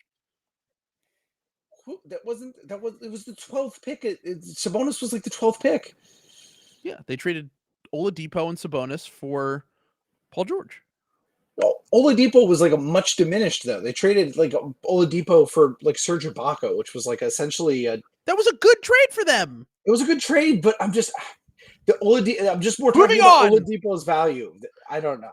All right, you're all gonna see. We're on to Charlotte. Sam, you're so crazy. You're so crazy for not liking this. I'm telling you. You will all come crawling back to me, you worms, when you see when Sam Presti goes mask off. You will see. For anyone listening, Sam is getting frozen and flamed emojis at the same time. Yeah. All right. So anyway. All right. Anyway, let's talk about the Charlotte Hornets, who kind of finally, who kind of finally tore things down at this deadline. Like, yeah, a little bit, yeah. Mitch Kupchak is gone now. I said, bye-bye, Mitch. Bye-bye, Mitch. Thank you for making us deals. Yeah. Which I don't even really think he was a big part of these deals. I think that he was just kind of there. That sounds like ownership was like, you got to fucking do these deals. I genuinely think they left him on long enough to absorb the PR thing for like having Miles Bridges on the team. And the second all the Miles Bridges decisions were off the table, no, that's great. I think that's what it is. I genuinely think that's what it is. Like the timing of it is, that's why it's weird. Where it's like, I don't know. They couldn't get anything for Miles Bridges. He's gonna walk. Well, he turned it down. Yeah, he had a no trade clause, so he said, "You can't trade me. I want to extend here." So we'll see. Yeah, we'll see what happens with that whole situation. Yeah. But they got Grant Williams, Seth Curry, Davis Bertans, Vasila Micic, Kyle Lowry, who they bought out, and 2 first-round picks for Terry Rozier and PJ Washington. Once again, as we've said 100 times, and we will say 100 more, it's a lot easier to tear things down than build things up. I think when you consider that, it's obviously easier, but it's also not easy to get good value for players that might not be perceived as starter level players. Yep. And at this point, I thought they did well. I think they did well considering the circumstances. Like, I think Terry Rozier, getting a first round pick for Terry Rozier, even though it's somewhat protected. Yeah. And getting a pretty much unprotected first round pick, top 2 protected for PJ Washington, was a fantastic move after signing him to like a reasonable contract this past offseason. So that is why I think that this is a good start of a rebuild. My question coming out of this deadline, I gave them an A- for the deadline just because I think that they could. Look, I know we're not getting into the Grant Williams thing. I know you like Grant. I don't like Grant, but the contract is 3 years long, I believe. And if he's fine for them 2 years from now, a year and a half from now, you might be able to trade him to a team when contracts are just like his size contracts just are going to be moving around like crazy in the next few years. Yeah. We just saw at this deadline, all of the trades were like guys that make like $10 to $20 million. And he has one of those deals that's easily movable that maybe a team can talk themselves into him a year or 2 from now, even if they only give up seconds, fine. Like, and you can make another trade with that guy down the road. The other guys that they got really won't affect their team all that much. They are, like I said, Lowry already signed with the Sixers, so he's gone. And then you got 2 picks out of it, which is a good way to restart whatever this reset is. They're gonna trade Grant Williams to the Bucks for like positive value in like a year, or a year and a half, like a team like that, or the Clippers or something like that. Like one of those teams is gonna like give them like a second round pick for Grant at some point here. Like Grant's gonna average like, I don't know, like 15 and like 6 or something for the team, and like somebody's gonna talk themselves into that. So exactly. Yeah. So I like that deal for them. I think Rozier, while he was great, like good for them, I think it was good to kind of clear out them trying to be middling. Like they got rid of Gordon Hayward, they got rid of Terry Rozier, and like you turn things over to like LaMelo Ball. They obviously should have waived Miles Bridges a year and a half ago.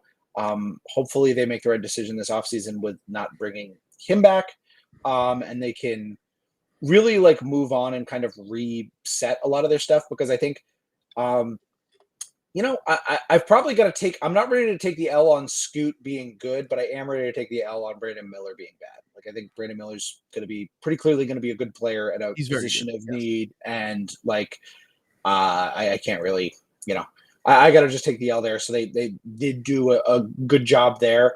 It honestly had the same vibes as the Keegan Murray pick with the Kings. Do you remember that? Like when they took Keegan Murray over Jaden Ivey, and me and a bunch of other people were like, "Oh my God, the Kings did it again! They blew it!" Why did you take Ivey? Yeah, and they did it again. So I'm still coping on Scoot. I'm not ready to declare Scoot a bust, but Brandon Miller's like a good player. They really just have to like draft well. That's the thing that's killed the Hornets, is they've had one of the worst drafting records. You go back through, they drafted Cody Zeller all the way back to like Michael, like even drafting like Michael Kidd-Gilchrist. I know there wasn't like a lot they could have done about that pick, but they have just had like a terrible, terrible luck in the draft outside of LaMelo Ball. And like most recently, even with LaMelo, he yeah. can't stay healthy. Like you finally get a guy that is legit franchise level good, and he just never plays. Like his body is just. Yeah. What do you make of the Hornets potentially trading LaMelo this offseason? I think it's defensible, right? Like I think that's definitely got to be on the table for you. You know, you're still really far away. I know LaMelo's like really young. How young is LaMelo's, like what, 22 now? Something like that. Still, Yep. He was drafted in 2020. That's got to be, he was really young when he was drafted. Like you could do that, but like what you need to do is you need to stop like doing things like drafting out of the Jalen Duren pick to draft Mark Williams. You need to not draft James Bouknight. You need to do who they waived at this deadline, by the way. By the way, the SGA pick was their pick too. Miles Bridges trade. I know. I remember that. Yeah. You know, they drafted Malik Monk, but just like couldn't develop him. The Frank Kaminsky trade, Noah Vonleh, number 9, Cody Zeller, like Michael Kidd-Gilchrist. You go back and back and back. Their mid 2010s drafts were really bad. Like they had like a stretch where they just couldn't hit on anything. Kupchak's gone now, and I think it's good that Kupchak's gone because Kupchak was a fine GM to get you this baseline level of talent to sell and like get rid of PJ Washington and Terry Rozier and like good solid players, but like not franchise changing at all. Kupchak did a pretty good job drafting in his few years. 2021 was a disaster. That was just a bad draft for them. But LaMelo, Miles Bridges, before he was outed as a piece of shit. Mm-hmm. He also drafted PJ Washington in a bad draft. He got Nick Richards in the second round, who's a solid backup. He also drafted Mark Williams. They kind of started to figure some things out in the draft, but none of them moved the needle enough except for LaMelo, who can never stay healthy. And like you said, they're so far away, and it feels like they're probably going to move to both the Martin twins were undrafted free agents too. Yeah. So, yeah. He actually did a good job doing that, but it really, none of it mattered on the whole when LaMelo can't stay healthy and you don't have enough else to really take this team and make them a regular playoff team. So this next rebuild, whether they build around Brandon Miller or they build around LaMelo, Brandon Miller, and Mark Williams, I do think it will be interesting to see how they handle this moving forward. But I think getting 2 potentially decent picks. By the way, I just want to explain this, and I'm calling on my own bullshit here. We can stop acting like the Miami Heat picks are not valuable picks. I went through the last like 10 drafts. Since LeBron has left, they have only had a pick in the 20s, I think, one time. That's pretty wild. Even when they do these devil magic shit, it's always because they're usually a lower seed. Like the Heat's picks are usually like Hero was 14, Bam was 14, and then they traded a bunch of them. Trey Mann was like the 19th pick in the draft, which was a Heat pick that the Thunder had. They're not terrible picks. So the Hornets to walk away with a Heat pick, the odds of it at least landing in the top 20 are somewhat respectable. Jaime Jaquez was just drafted with the 18th pick in this last draft by them. Even though they made the NBA Finals, that pick was it. So that pick has potential. The Mavs pick, who knows what happens with the Luka situation, but they're in a tough Western Conference. That could be, even if the Mavericks make the playoffs, that could be in the teens. And if Luka leaves, then it becomes, oh my God, did we just give up a top 5 pick for PJ Washington? So I like that from the Hornets. And I want to see what happens this offseason, because if LaMelo Ball and Trae Young become available, the Hawks, who did nothing at this deadline, who now the rumors are that they might build around DeJounte and the other core young guys, which I think would be a mistake, even though I am not a big Trae guy. I think it would be a massive mistake. It depends on what the return is. You know, I think you're okay with trading either of those guys just for whoever's more valuable. Yeah. You know what I'm saying? Yeah. Like when they're was the neither last, of them are good. when was the last time this happened, though? When was the last time this happened that a team was like, well, we have two guys who don't fit together, and we need to trade one, and one has no trade value, and we learned that with DeJounte at this deadline, but the other one has trade value. That it was the Halliburton and Fox. Yeah. Where they turn and look, DeJounte's numbers without Trey have been really good. He's become a good offensive player. But if he's your best player on your team and you don't have your picks in the next 3 drafts after this one, then it starts to get really ugly. Like, then it's like, oh boy, we just gave up 3 top 10 picks in a row. We could be looking at a situation similar to what the Rockets and the Nets just went through, where they're saying, can we get our picks back in order to control our own rebuild? And the Nets decided against that. The Spurs could do that with the Hawks this offseason. And they could, because the rumor is apparently Trey. The rumor is that they like Trey. That would be interesting. Trey and Wembus. Trey with like fascist infrastructure. Yeah. Well, like, that's why I don't want him to go to the Heat. Like, I feel like the Heat could I feel like Spo could figure out a way around that. I think Spo is like completely washed and is like not a good, or not Spo. Pop is like completely washed and like not a good coach anymore. But that's interesting to me just because I think Trey is such a good passer that like him with Wemby would be like an incredible like 2-man game. Yeah. Look, that I'm a Trey skeptic, but put him as the number 2 with Wemby. I'm pivoting. I'm like, I love the fit. I think that they could do some real damage, and I even think it wouldn't cost them much. I think they just give their picks back and just be like, look, you can have your picks for the next 3 drafts. We'll take Trey. Here's Keldon Johnson and the 3 picks. Yep. And you can control your own rebuild. And I like that. I like that trade for both teams. And I think they could still have cap space because they just got rid of Doug McDermott, who was expiring and was coming off the books anyway. I think they just have Zach Collins' contract and Wemby's rookie contract, and then Devin Vassell's contract kicks in next year. So I don't know if they could take on a max. I think they can because they get rid of Keldon in the trade. So it's 118, but they've got Devontae Graham. They've got all the Devontae Graham money coming off the books. Okay. So that's 12. I don't know what's the cap next year. It's close enough to where you could trade you can trade like the Zach Collins contract back or something like that. Maybe you just trade Zach Collins and Keldon Johnson with the picks, and then do that for Trey. And then you can, if you could take out, if Trey, Vassell, and Wemby are the 3 contracts on your books, you might be able to get cap space. Giving Devin Vassell $30 million, man.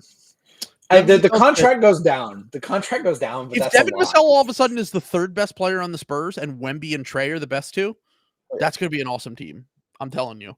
Yeah, Trey and Wemby, I'm sold. They could have me out there. Like, I feel like that's a strong team. Like, I really, that's a lot of fun. Like, that's a very interesting pivot. I feel like that would be very good. By the way, we got away from the Hornets, but Nick Richards, by the way, you know what he's shooting from 3 right now? No. 45%. What is he? How many is he taking though? Like 10? Bert's will tell us in the comments right now. That Bert's will let us know, but I think it's more than that though. I think it's like I seem to remember it was a decent amount. He's taking 3 a game. 3 a game? Yeah. I didn't know Nick Richards was built like that. Yeah. I mean, he's shooting like shit from 2, but. Sam, what are you reading? He's literally shot 0 threes this year. Not Nick Richards. I meant Nick Smith. I'm sorry. Nick Smith. Sorry. I said Nick Richards. I was like, okay. I was like, Nick Smith makes more sense. I was like, you just Nick Adams? What is he shooting? Sorry, Nick Adams. Yeah, Nick Adams. Nick by Adams the way, everyone shooting some liberals. It is a bit. Nick Adams is a bit. I need you guys to all hear this. Yes. Stop sending Nick Adams like it's a real guy. It's not a real guy. It's a bit. You all need to understand that. Anyway, sorry. Nick Smith Jr., which I'm fascinated by because I thought he was going to be very bad. No, but the Nick Smith Jr. thing, I never worried about the 3-point shot with him. It was the inside the arc stuff that I worried about with him, because he had a really good floater and he was a good free throw shooter. And I was like, oh, this is the Maxey thing again, where he could probably become a good shooter. But Bert said in the comments that he's shooting like 35% from 2. Yeah, no, it's that's not what I was worried about with Nick Smith. But Nick Smith has been better than I expected. I'll say that much. He might be a rotation guard, which is more than I ever anticipated. If you're 6'5" and athletic and you can shoot threes, you kind of don't really need to be good at twos. You know what I'm saying? You're at least at minimum a rotation player. Yeah, like with that stuff. So I think he could be a guy, which is great for where they got him in the draft. I would have been worried if they took him in the lottery, but they took him at the end of the first. Like, that's totally fine. Also, so all right, I gave them an A-. I already wrote down all these other ones. The Pistons, I gave them a B. I know that sounds weird. I remember being bummed out by what they did. So they traded Bojan and Bojan, Burks, Kevin Knox, Marvin Bagley, Isaiah Livers, if you go back a few weeks to the other trades that they did. Yeah. And a pretty good second for Simone Fontecchio. They waived, listen to this. They waived Daniel House, Killian Hayes, Danilo Gallinari, and Joe Harris. Okay.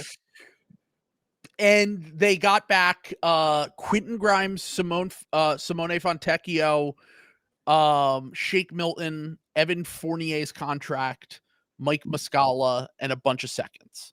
So they have a lot of shooting now, which is the thing that I really felt like they needed.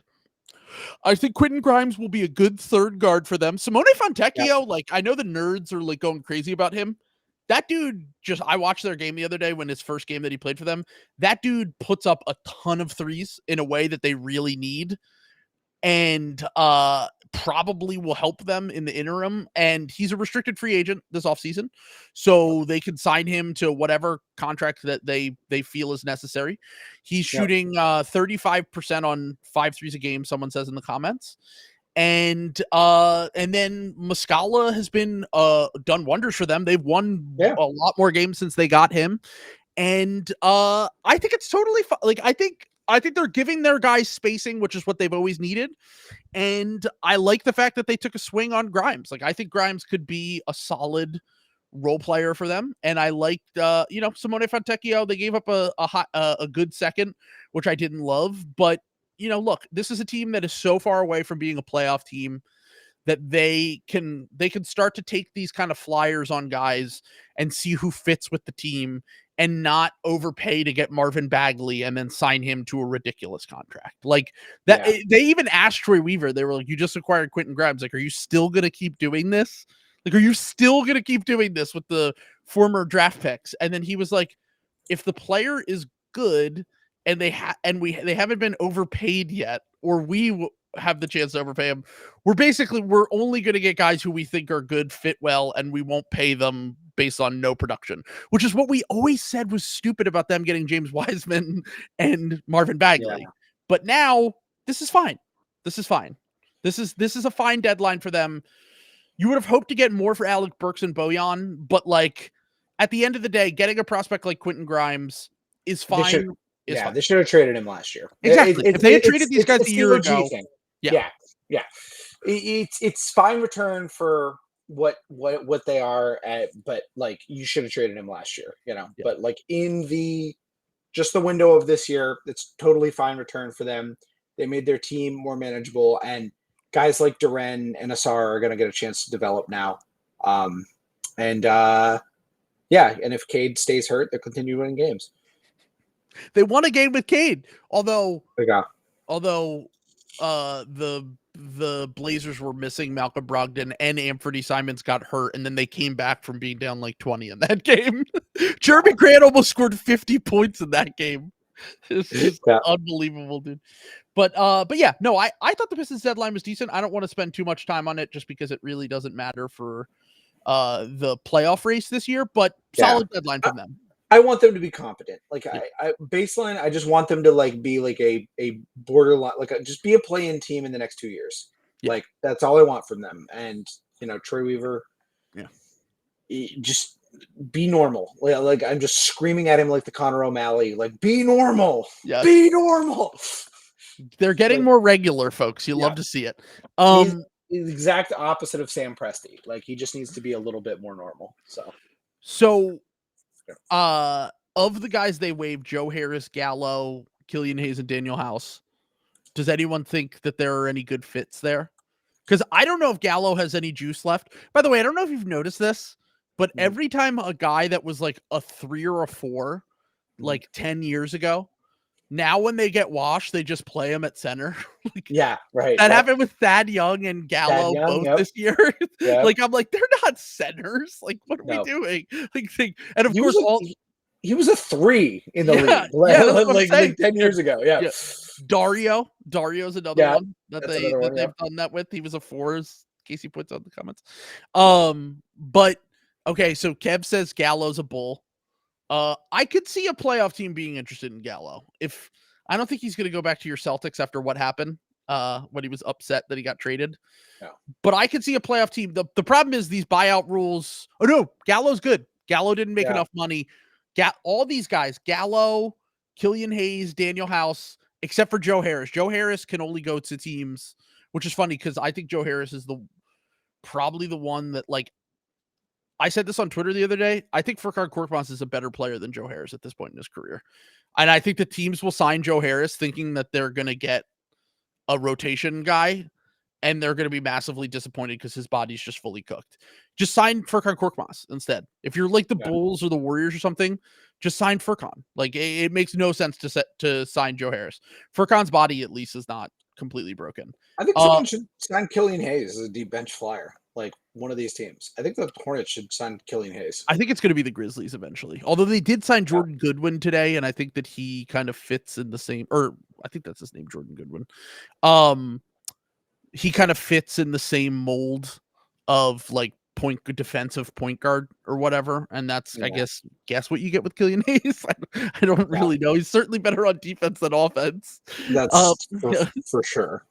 I also just think that like that was like an abysmal situation. Like there's a good chance he's like broken now, but I feel like that was like, what if Markelle Fultz stayed in Philly? Was like what we got with Killian Hayes. Like so I think he is like a I think Killian Hayes will be on Real Madrid in a few weeks. Yes, that will probably happen. I'm just saying I would think about it if I were a team. Like it's not likely. You might need to go the Dante Exum route of going back if he ever wants to get back into the NBA. It might need to be something like that. So okay. Daniel House is the only one on this list that I think could probably sign with a contender and maybe somehow get onto the floor as like a 9th man in the playoffs. I think Daniel House stinks. I did love him on the Sixers just because I thought he was really funny and entertaining, but he has one good game every 2 months. The 2 teams I think that are going to be interested in Daniel House are the Clippers because of the James Harden thing, because he's played with James Harden twice now, and the Bucks because he played for Doc last year. And they'll say, point of attack defense guy, maybe he can stay on the court offensively. He played for Doc last year. Let's take a flyer on him. So I'm guessing the Bucks or the Clippers for Daniel House. He'll probably be out of the NBA soon, though. Yeah, he had one good playoff game for us, and otherwise was like, I don't think any of these buyout guys are moving the needle for anybody, to be honest. Like, okay, let's talk about let's talk about the buyout market then, because I want to talk about the few guys that got moved I actually think the buyout market is getting better. By the way, I gave, if you want my other draft grades, the other trade deadline grades here, I gave the Knicks an A- for their deadline, including the OG trade, which they crushed. And I was completely wrong, even though I don't think Bojan really does much for them like other people do. But to get OG, who's probably the best or the second best player traded at this deadline, complete home run for them. I was wrong about the Raptors' return so far, at least. So I've got a little bit of time to look at this. I gave the Raptors a C. They got good players, and they got 2 first-round picks that they still have that they're holding on to, but they also traded Pascal Siakam and OG Anunoby. So I would hope that if you're doing that, you're getting back good players. Well, and I think that what I like about what the Knicks did is they they still can go star hunting, right? They have so Like, much. yeah, like they have they still have all of their picks. They still have some salary to move around. They even have some young guys. Like they could trade Mitchell Robinson, I think, and like not be in that much trouble. They could trade Julius Randle. Like they have all of this versatility. They're really well positioned for getting another like really good player. Yeah. And being They have best of clear both top of the worlds. list. Yeah. Yeah. So I think the Knicks have done a really good job. Like they've done a really good job. So I think they've done great. I gave the Pacers a B because they got Siakam, but they also got Doug McDermott in 3 seconds. I wouldn't have traded Buddy Hield. I would have just said, we're riding it out this season. And if you want to walk in free agency, walk in free agency. I don't really see the point of them getting 3 second-round picks for Buddy Hield when he probably was helping their team more than 3 second-round picks will, but to each their own. That's where I just disagree with. You have to get an asset. It makes no sense to me. I gave the Jazz a B+ for getting Otto Porter, who, by the way, let's talk about Otto Porter for a second. Sam, do you know how many games Otto Porter has played this season? So I know he's played at least 3. Okay. I'm gonna guess 12. He has currently played 15 games. Okay. He played 8 games last year. He played in 2021. He played 3 games. Hold on. He played 3 games for Orlando and 25 games for Chicago. So that's 28. In 2019, 2020, he played 14. In 2018, 2019, he played a lot in 20. So last 5 years, let's say. He's never played more than 30 games in a season. In the season that he played for the Golden State Warriors, he played 63 games and almost the entire playoffs. I hate. What's the Gary Payton numbers? Gary Payton's got to be pretty similar. Oh, dude, Gary Payton is like, I look because he's back. By the way, I like Gary Payton a lot. He's a good role player. Mm-hmm. Gary Payton, let's calm down, Warriors fans. He's never played more than 17 minutes a game, ever, including the playoffs. Like, we can calm down on he's the most underrated role player in the NBA thing I constantly see from Warriors Twitter. He's very good. He also only plays 17 minutes a game. This was all going on at the same time as the Jordan Poole subprime mortgage crisis that fucking was going on. AIG, Obama bailed out the Warriors. Obama demanded that happened. Larry Summers, they all got in a room and they were like, "You've got to unload Jordan Poole." Goddamn, dude. They really did get away with it. Like, after giving him that fucking contract, the Warriors should be dead for 10 years and they got away with it. To be fair, Gary Payton did get hurt in the playoffs for the Warriors during the championship season. You remember that? He got hurt during the Grizzlies series. So he didn't have really good luck until he came back in the finals, which is amazing for me personally. But he played 71 games that season. He's played 17 games so far this season, and he played 22 games last season. It's incredible that they got the last productive year from so many guys who have been worse, and insane health luck from guys who were just always injured. It's, oh my God, we'll never see anything like it again. Luckily it cost my team a title, so I'm not mad about it at all. I think it's cool. Sorry, I was watching the Chiefs and the 49ers play in the Super Bowl last night, and I was like, why couldn't we have got this Chiefs team? Yeah, I know. I was like, they were so good last year. Well, and also it was like the one game the Chiefs didn't have like the refs up their asshole too. like it was the only game where they were like at a reffing disadvantage. Oh God. Fuck, man. My brother-in-law really hates the Chiefs. He was in hell, man. He was in hell. He spent the whole first half saying, "Nope, the Chiefs are gonna come back. The Chiefs are gonna come back. The Chiefs are gonna come back." I'm not doing it. Yeah, and he kept saying that, and then like they finally, I can't remember what happened. There was like a pick or a fumble or something like that in like the third quarter. I can't remember. It's some huge play, and he's like, "That's okay. They can do it. They can do it." And then immediately after he admitted they could do it, it started unraveling. He was in hell, man. Oh man. We love to see it. We'd love to see the 49ers, after talking shit for the entire fucking season, for the second straight year, not win a Super Bowl. Yeah. Rest in piss, Deebo Samuel. So anyway. Eagles have won a Super Bowl in the last few years. I'm sitting well over here. Yeah. Anywho. Meanwhile, us poor Patriots fans starve. Yeah. You haven't had one this decade. Yeah. Actually, neither of the Eagles. Fuck. Yeah, fuck. Damn it. Anyway, you guys won one the year after us. I don't know how that would have worked in my brain. Yeah, but it was a gross Super Bowl, so it doesn't matter. Anyway, that wasn't even the Rams one, was it? That was the Rams one. Yeah, no, that was the Rams one. The Falcons one was before the Eagles one. That was okay. The Eagles broke up the 3 in a row. That's what it was. Okay. Yeah. Another NFC East team. Thank you, Nick Foles, Devil Magic. I will take him. I would just love another Mickey Mouse run from any of my favorite teams. Yeah. Yeah. God, that's gotta hit amazing. It's gotta hit. Run. Yeah. It's gotta hit different because you're like we had like. I mean, I know the Foles one. When Wentz got hurt that season, I was like, "Oh, we're done. It's over." Yeah. And then they won the Super Bowl, and I was like, "Wait, what? Yeah. The fuck?" Yeah, the 2017 Celtics when they almost beat the LeBron Cavs, like that was like the closest we came like to like just a completely Mickey Mouse. Like everyone was hurt. The hospital Celtics, like that would have hit different. They would have got smacked in the face by the Warriors in the finals, though. Yeah, I was gonna say we had no chance. Yeah, we had no chance. Yeah, no one had a chance against that Warriors team. Yeah, no, everyone was gonna euthanize that team. Yeah.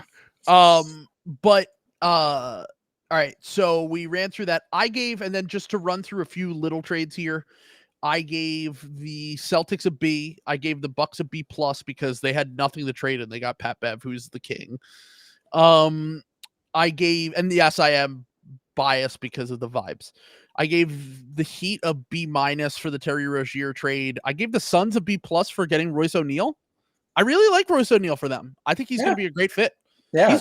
He's good. Like I think that he's a way better player than I thought they could get with their assets and what they had left. So yeah, if he could be the 5th starter when Grayson Allen might not be playable in certain matchups, they'll be real nice. Like it gives them a little bit more depth. I think it should be good. Anyway, and then I had teams that didn't make moves: the Bulls, the Hawks, the Warriors, and the Lakers. But the Lakers got Dinwiddie. So I actually, first off, teams that should have made moves at this deadline that didn't, the Bulls absolutely should have blown up shit. They get an F for not doing anything because they went bozo mode for not taking advantage of all these buyers and no sellers and potentially getting hauls for Alex Caruso and potentially shit for Andre Drummond and whoever was on the DeMar DeRozan, whatever, instead of chasing whatever they're going to do. I don't agree with that strategy. The Warriors, I was fine with them standing bat because they have enough talent on their roster and they kind of seem like they're turning things around. I don't really think there was a trade out there that would have like taken them up a level, so I'm fine with them not doing anything. The Hawks, whatever, they're just kicking the can until the offseason when they can blow things up. And then the Lakers got Spencer Dinwiddie, which if I were the Lakers, keeping D'Angelo Russell and signing Spencer Dinwiddie, in my opinion, if I'm building for the Lakers, is better than trading D'Lo, a 1st-round pick, and shit for DeJounte Murray. That trade never made any sense to me. I'm glad the Lakers didn't do it. It would have made no sense. It would have been basically the Westbrook thing all over again for them, I think. Yep. And I think Dinwiddie, even though he's had not a great season, he kind of quit on the Nets, and his vibes are certainly questionable. Yeah. I think, as people have pointed out, him stepping into crypto center, might be a different level. And the thing about Dinwiddie that's different than DeJounte, I think DeJounte is a way better player than Dinwiddie, but Dinwiddie has shown he can play off of stars like he did with Luka and Dallas, and he can play off LeBron and AD in a way that DeJounte was just never going to do. Like, he was just never going to go there and buy into a role that would be good for that. And now the Lakers have a lot more shooting with Dinwiddie, Reeves, and D'Lo backcourt. Decent size for that backcourt. And they have more offensive juice. So I like the fact that they did nothing. They just got Dinwiddie. And I think that the buyout market actually was pretty good this year. You get Dinwiddie, who, look, he has problems. He's not a perfect player. But if he was traded on deadline day 2 for Dennis Schroeder, and then the Raptors cut him, and like if you ranked all the players that were traded, he was on deadline day, he was probably like 5th or 6th best of all the guys that were traded. And those guys rarely ever hit the buyout market. And now last year it was Russell Westbrook and Kevin Love that got moved and helped their next teams. And then this year it was Kyle Lowry and Spencer Dinwiddie, who I both think could potentially have a positive impact on the teams that they went to.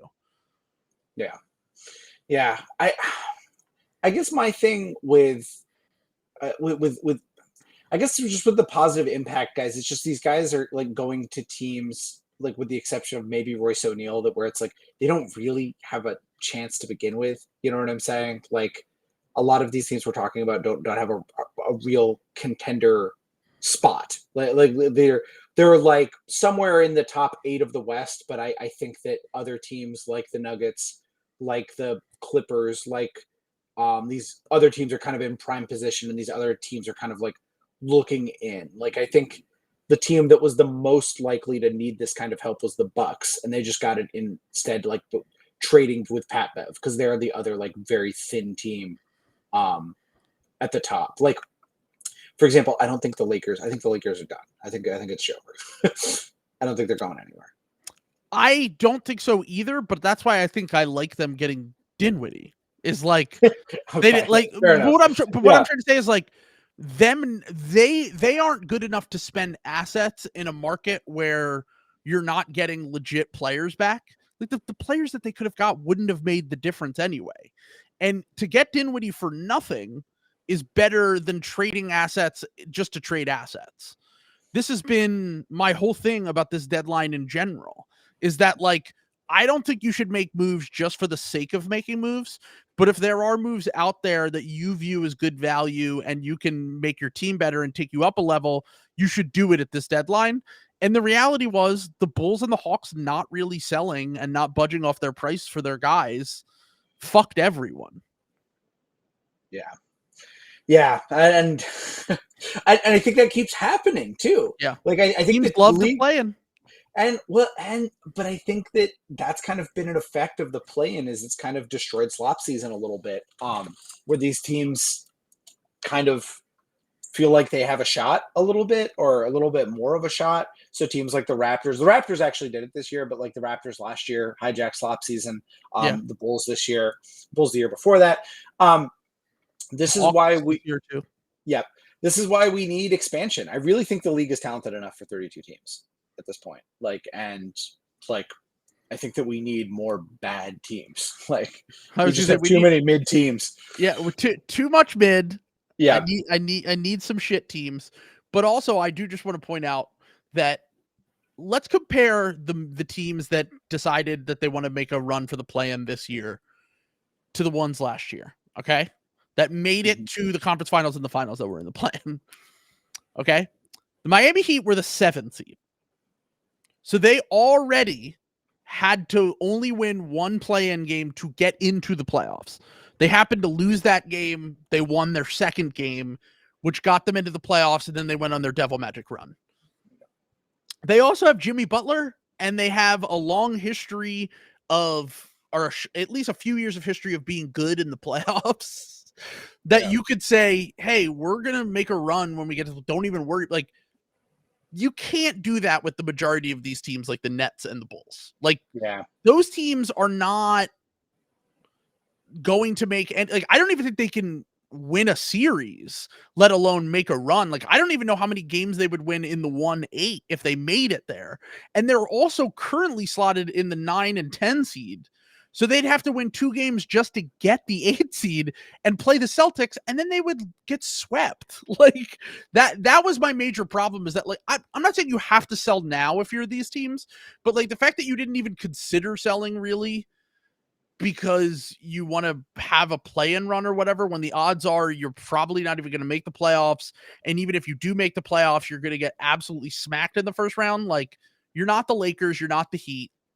That's what kind of changes the calculus for me a little bit, personally, on this deadline. But I don't know. I think the buyout market has gotten way better. And we'll see if it continues to get better. I think one of the reasons why it might get better is because, okay, so you know how we keep talking about like guys don't really hit free agency anymore? Yep. Well, because of that, guys end up signing like contracts that are like way above their market value with their teams. Like Kevin Love signed a max contract in his mid-30s or his like early 30s, and it went into his mid-30s. And Kyle Lowry signed a near $30 million a year deal with his whatever. The Dinwiddie thing is its own thing where he kind of just like burned some bridges and like got out of there. But like Russell Westbrook signed a super max contract, and by the end of that was released because he wasn't close to being a super max player. That's where I think that these buyout market guys, the bigger the contracts get, the more we're going to get. 4 years from now, we might get the Bradley Beal buyout. Is what I'm trying to get at here. We're like, all these contracts that seem insane right now, in a few years, no one might want that contract, and they might just get to the end of it and dump it. And then you're getting Bradley Beal or Kevin Love, or, say what you will about these guys and where they're at in their career when they get bought out. Russell Westbrook, they're still like those. Russell Westbrook and Kevin Love are like Hall of Fame players. Kyle Lowry is going to make the Hall of Fame. Like these are guys that have played in meaningful basketball games, that have had a lot of playoff games and a long career, and can adjust their role to be better on different teams. So like, I don't know, maybe I'm certainly like kind of tempering my expectations. Like I think Kyle Lowry is going to be like a 20-minute a game guy for the Sixers. Like I don't think he's going to be able to play much more than that. Even if he wants to. He was playing 30 minutes a game with the Heat. But like, if you can scale back these guys' minutes, they might still have value. And I think that this buyout market is just constantly changing. And after this year, the amount of teams that can actually trade or sign buyout guys is going to be even smaller because of the new apron rules. Yeah. Absolutely. Yeah. So that's it. Wait, I was gonna say, you're done. I'm done. I'm out. No, I'm going to be honest. This trade deadline was really depressing. It was not a great trade deadline. Yeah, like I cards on the table now that we have our 2-hour episode in the can, recapping it. Yeah. I tricked y'all. I didn't even care about it. No, it was a disappointing trade deadline because all the good trades happened a month ago, and then if you want to go back to the beginning of the season, the Harden trade. It was actually a pretty good trade season, but it's just we got it early. We front loaded it. It was like we had Christmas on December 12th, and then we were complaining about how bad Christmas was. So yeah. It's like we were earlier in this episode, we were debating, is Kelly Olynyk better than Buddy Hield? Who gives a fuck? Who fucking cares? Kelly Olynyk ended up on the Raptors. I would have liked Kelly Olynyk to go to a good team. He ended up on the fucking Raptors. That's disgusting. That's I like that fit for them, though. They need a big who can shoot and pass. It is good, but it's just like, God, Kelly Olynyk got banished to he's like never going to be in the playoffs again. He's a good player who just never gets to be in the playoffs. It's so frustrating. Like he should be on a good team.